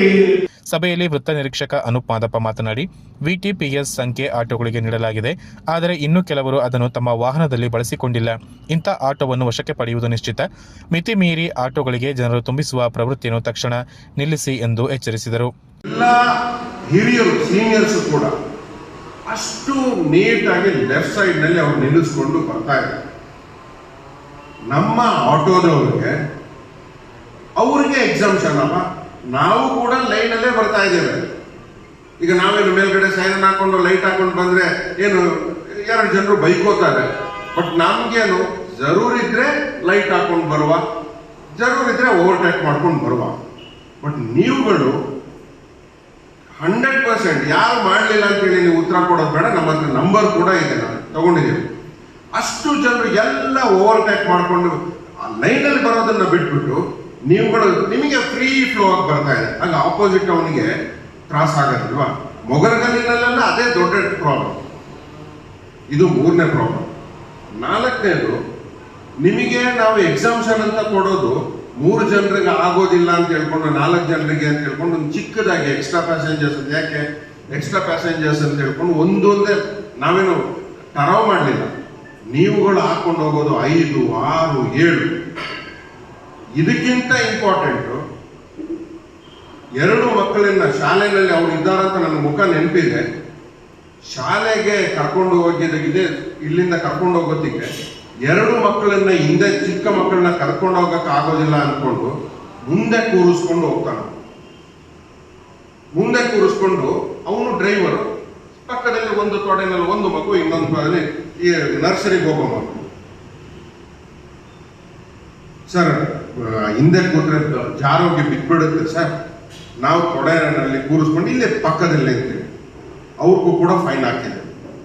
ಇದೇ ಸಂದರ್ಭದಲ್ಲಿ ಸಭೆಯಲ್ಲಿ ಠಾಣಾಧಿಕಾರಿ ಪ್ರಮೋದ್ ಸಭೆಯನ್ನು ಉದ್ದೇಶಿಸಿ ಮಾತನಾಡಿದರು. ಗ್ರಾಮಾಂತರ ಠಾಣಾಧಿಕಾರಿ ವಾಣಿಶ್ರೀ ಸಭೆಯಲ್ಲಿ ಉಪಸ್ಥಿತರಿದ್ದರು. ಅನ್ನತಕ್ಕಂಥ ಭಾವನೆಯನ್ನ ಮೂಡಿಸಬೇಕು ಅನ್ನತಕ್ಕಂಥ ವಿಚಾರದಲ್ಲಿ ನಾವು ಬಹಳಷ್ಟು ಪ್ರಯತ್ನ ಪಡ್ತೀವಿ. ಆದರೆ ನಿಮಗೆಲ್ಲ ಗೊತ್ತಿದೆ, ವಿರಾಜಪೇಟೆ ಅನ್ನೋದೊಂದು ಇಕ್ಕಟ್ಟಾದ ರಸ್ತೆಗಳನ್ನು ಹೊಂದಿರತಕ್ಕಂಥದ್ದು. ಇಲ್ಲಿ ಪಾರ್ಕಿಂಗ್ ವ್ಯವಸ್ಥೆ ನೋಡಿ, ಒಂದು ಮಾರುತಿ 800 ಅಥವಾ ಮಾರುತಿ ಓಮಿನಿ ತಗೊಳ್ಳಿ, ಅದೊಂದು 9ರಿಂದ 10 ಅಡಿ ಜಾಗವನ್ನು ಉಪಯೋಗಿಸಿ ಪಾರ್ಕ್ ಮಾಡ್ತಾರೆ. ಆದರೆ ಇನ್ನೋವಾ ಕಾರ್ ಬಂದರೆ 13 ಅಡಿ ಪಾರ್ಕಿಂಗ್ ಇರಬೇಕು. ಪರ್ಮಿಟ್ ಕೊಟ್ಟಿದ್ದಾರೆ. 15 ಕಿಲೋಮೀಟರ್ ಕಳೆದುಕೊಂಡು ಹೋಗುವಾಗ ಬಾಡಿಗೆ ಹೋದ್ರೆ ಆಕ್ಸಿಡೆಂಟ್ ಆದ್ರೆ ಇನ್ಶೂರೆನ್ಸೇ ಕ್ಲಿಯರ್ ಆಗೋದಿಲ್ಲ. ಇದು RTO ಯಾಕೆ ಕೊಟ್ಟಿದ್ದಾರೆ ಅಂತ ನಮಗೇನೆ ಗೊತ್ತಾಗ್ತಾ ಇಲ್ಲ. ಯಾವ ರೀತಿ ಪರ್ಮಿಟ್ ಕೊಟ್ಟಿದ್ದಾರೆ? ವಿರಾಜಪೇಟೆ ಈಶ್ವರ ಇಗ್ಗುತಪ್ಪ ಪೊಮ್ಮಕ್ಕಳ ಕೂಟದ ವತಿಯಿಂದ ಕಕ್ಕಡ ಮನರಂಜನೆ ಕಾರ್ಯಕ್ರಮ ವಿರಾಜಪೇಟೆ ಕೊಡವ ಸಮಾಜದ ಸಭಾಂಗಣದಲ್ಲಿ ನಡೆಯಿತು. ಸಂಘದ ಅಧ್ಯಕ್ಷರಾದ ಶ್ರೀಮತಿ ಮನೆಪಂಡ ಕಾಂತಿ ಸತೀಶ್ ಅವರ ನೇತೃತ್ವದಲ್ಲಿ ಕಾರ್ಯಕ್ರಮ ನಡೆಯಿತು. ಕಾರ್ಯಕ್ರಮದಲ್ಲಿ ಮುಖ್ಯ ಅತಿಥಿಯಾಗಿ ಕೊಡಗು ಜಿಲ್ಲೆಯ ವಿಧಾನ ಪರಿಷತ್ ಸದಸ್ಯರಾದ ಮಂಡ್ಯಪಂಡ ಸುಜಾ ಕುಶಾಲಪ್ಪ, ವಿರಾಜಪೇಟೆ ಕೊಡವ ಸಮಾಜ ಅಧ್ಯಕ್ಷರಾದ ಅಮಣಿಚಂಡ ರವಿ ಉತ್ತಪ್ಪ, ಉಪಾಧ್ಯಕ್ಷರಾದ ಕಾಣತಂಡ ಜಗದೀಶ್ ಆಗಮಿಸಿದ್ದರು. ದೀಪ ಬೆಳಗಿಸಿ ಮಾತನಾಡಿದ ವಿಧಾನ ಪರಿಷತ್ ಸದಸ್ಯರಾದ ಸುಜಾ ಕುಶಲಪ್ಪ ಅವರು, ಮಳೆಗಾಲದ ಸಮಯದಲ್ಲಿ ರೈತರಿಗೆ ತಮ್ಮ ಕೆಲಸ ಕಾರ್ಯಗಳು ಕಡಿಮೆ ಇರುತ್ತದೆ, ಯಾವುದೇ ಒತ್ತಡ ಇರುವುದಿಲ್ಲ. ಈ ಸಮಯದಲ್ಲಿ ಕೊಡಗಿನ ಜನತೆಗೆ ಈ ರೀತಿಯ ಕಾರ್ಯಕ್ರಮಗಳನ್ನು ಆಯೋಜನೆ ಮಾಡಿದ್ದು ಅಲ್ಲದೆ ಈ ರೀತಿಯ ಮನೋರಂಜನಾ ಕಾರ್ಯಕ್ರಮಗಳನ್ನು ಸ್ಥಳೀಯ ಪ್ರತಿಭೆಗಳನ್ನು ಗುರುತಿಸಿ ಅವರ ಮುಖಾಂತರ ಕಾರ್ಯಕ್ರಮಗಳು ಮತ್ತು ಸ್ಥಳೀಯ ಕಲಾವಿದರ ವತಿಯಿಂದ ಹಾಡುಗಾರಿಕೆ ಮತ್ತು ಇತ್ತೀಚೆಗೆ ನಿರ್ಮಾಣವಾದ ವಾಂಟೆಡ್ ಬಾಲ ಚಲನಚಿತ್ರವನ್ನು ಈ ಸಂದರ್ಭದಲ್ಲಿ ಪ್ರದರ್ಶನ ನೀಡಲಾಯಿತು. ಭಾರಿ ಮಿಂಜಲೆ ಇವರು ಲೇಡೀಸ್ ಗ್ರೂಪ್ ಮಾಡಿದ್ದು 5 ಸ್ಟಾರ್ ಅಲ್ಲಿ ಅಲ್ಲ ಅಂದನೆ ಆ ಇದು ಜಂಬಂಧನಕ್ಕೆ ಕೆಲವು ಕಾರ್ಯಕ್ರಮವನ್ನು ಮಾಡಿದ್ದು ಸುಮಾರು 10-20 ಕಾಲದಲ್ಲಿ ಬಯ್ಯ ಅಂದನೆ ಕಾರ್ಯಕ್ರಮಕ್ಕೂ ನಾನು ಬಂದಿದ್ದೆ. ಅಂದನೆ ಆ ಕಾರ್ಯಕ್ರಮ ಸ್ಟಾರ್ಟ್ ಮಾಡಿದ್ದು ಹೆಂಗಡ ಲೇಡೀಸ್ ಎಲ್ಲ ಸಂಘಟನೆ ಮಾಡುವಂಥ ಇದನ್ನು ಮಾಡಿದ್ದು. ಅಂದನೆ ರಾಜಕೀಯವಾಯಿತು ಪ್ರತಿಯೊಬ್ಬರು ಇದ್ದು ಹಿಂದೂ ಸಂಘಟನೆ ಇದ್ದರೆ ಭಾರಿ ಮುಂಚೂಣಿ ಆಯಿತು. ವಿರಾಜಪೇಟೆ ಕೆಲಸ ಮಾಡಿ ಹಿಡಿತು. ಅಂದನೆ ಮುನ್ಸಿಪಾಲ್ಟಿ ಮೆಂಬರ್ ಹಚ್ಚಿ ಮುನ್ಸಿಪಾಲ್ಟಿ ಮೆಂಬರ್ ಆಯಿತು, ಪ್ರಾಮಾಣಿಕವಾಯಿತು, നല്ല ಕೆಲಸ ಮಾಡಿತು. ಅಲ್ಲದೆ ಸ್ಥಳೀಯ ಕಲಾವಿದರನ್ನು ಪೋಷಿಸಿ ಅವರಿಗೆ ಉತ್ತಮ ವೇದಿಕೆಯನ್ನು ನಿರ್ಮಾಣ ಮಾಡಬೇಕಿದೆ ಎಂದು ಕಾರ್ಯಕ್ರಮದ ಆಯೋಜಕರಾದ ಕಾಂತಿ ಸತೀಶ್ ತಿಳಿಸಿದರು.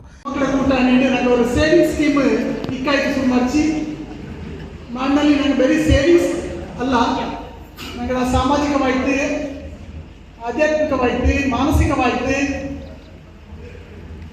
എല്ലാ തരത്തില ഒരു ಕಾರ್ಬಾರ ಮಾಡೋಣ ಅನ್ನೋ ನಿಟ್ಟಿನಲ್ಲಿ ಈ ಒಂದು ಕಾರ್ಯಕ್ರಮಕ್ಕೆ ನಾங்கள் ಇಂದು ವಿಳಿಸಿದ್ವಿ.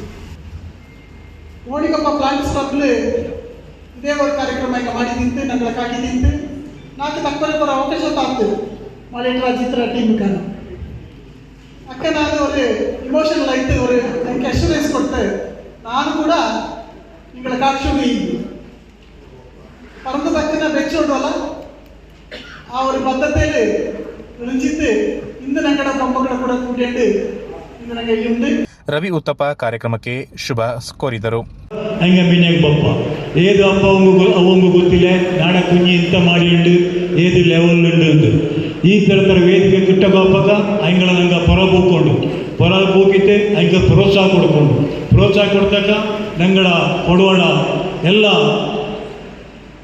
ಕಲೆ ಸಂಸ್ಕೃತಿ ಸಾಹಿತ್ಯ ಇದರಲ್ಲಿ ಅಭಿವೃದ್ಧಿ ಅಪ್ಪ ಇನ್ನೂ ಇಕ್ಕಲು ನನಗೆ ಸಾಹಿತ್ಯ ಮಿಂಜದ ಪೋಯಿನ ಮಕ್ಕ ಇನ್ನೂ ಜನ ಮಕ್ಕ ಚುಮ್ಮಿ ಮಕ್ಕ ಮಿಂಜದ ಬರೋಣ ಹಂಗೆ ಹಂಗಾಗಿ ನಂಗೆ ಈ ಥರದ ಪ್ರೋತ್ಸಾಹ ಈ ಥರದ ವೇದಿಕೆನ ಕ್ರಿಯೇಟ್ ಮಾಡೋಣ.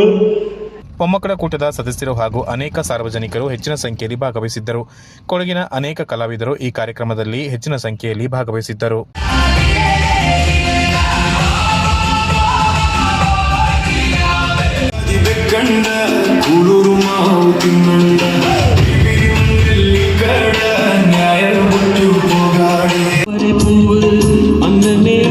ನವಿಲು ಆಡತ್ತೆ ನಿಂತು ನಿನ್ನ ಕಂಡು ஞானு ಚೆಟ್ಟು ತಾವರೆ ಪೂವು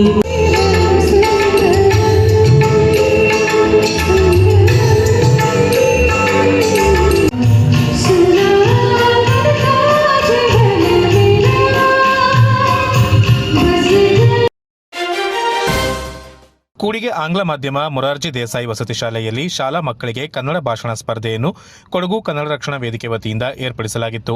ಕಾರ್ಯಕ್ರಮದ ಅಧ್ಯಕ್ಷತೆಯನ್ನು ಶಾಲಾ ಪ್ರಾಂಶುಪಾಲರಾದ ಭಾರತಿ ವಹಿಸಿದ್ದರು.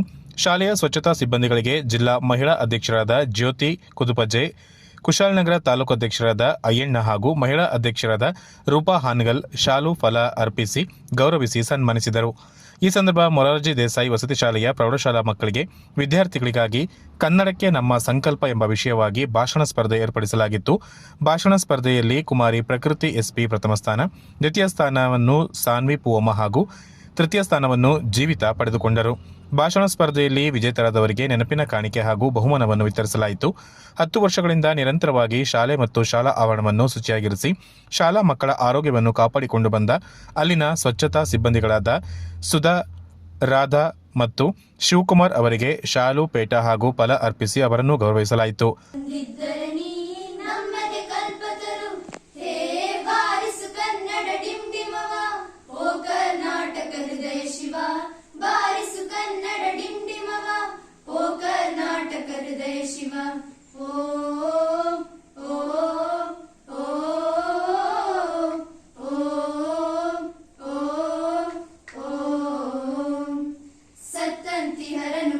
ಎಚ್ಚರಿಸು, ಕಚ್ಚಾಡುವರನ್ನು ಕೂಡಿಸಿ ಒಲಿಸು. ಕನ್ನಡದಲ್ಲಿ ಮಾತಾಡುವಾಗ ಸಿಗುವಂತ ಖುಷಿ ಬೇರೆ ಭಾಷೆಯಲ್ಲಿ ಸಿಗುತ್ತೆ.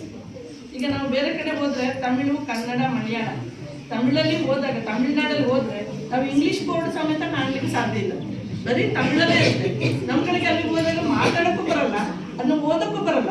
ನಾವು ಹೇಗೆ ಅಲ್ಲಿ ಹೋಗಿ ಅವ್ರ ಜೊತೆ ಮಾತಾಡಿ ನಮಗೆ ಬೇಕಾದ ವಸ್ತುಗಳನ್ನಾದ್ರೂ ಬೇರೆ ಏನು ಬೇಕಂತ ಹೇಳಿದ್ರು ನಮಗೆ ಮಾತಾಡಕ್ಕೆ ಬರೋದಿಲ್ಲ, ಓದಕ್ಕೆ ಬರೋದಿಲ್ಲ.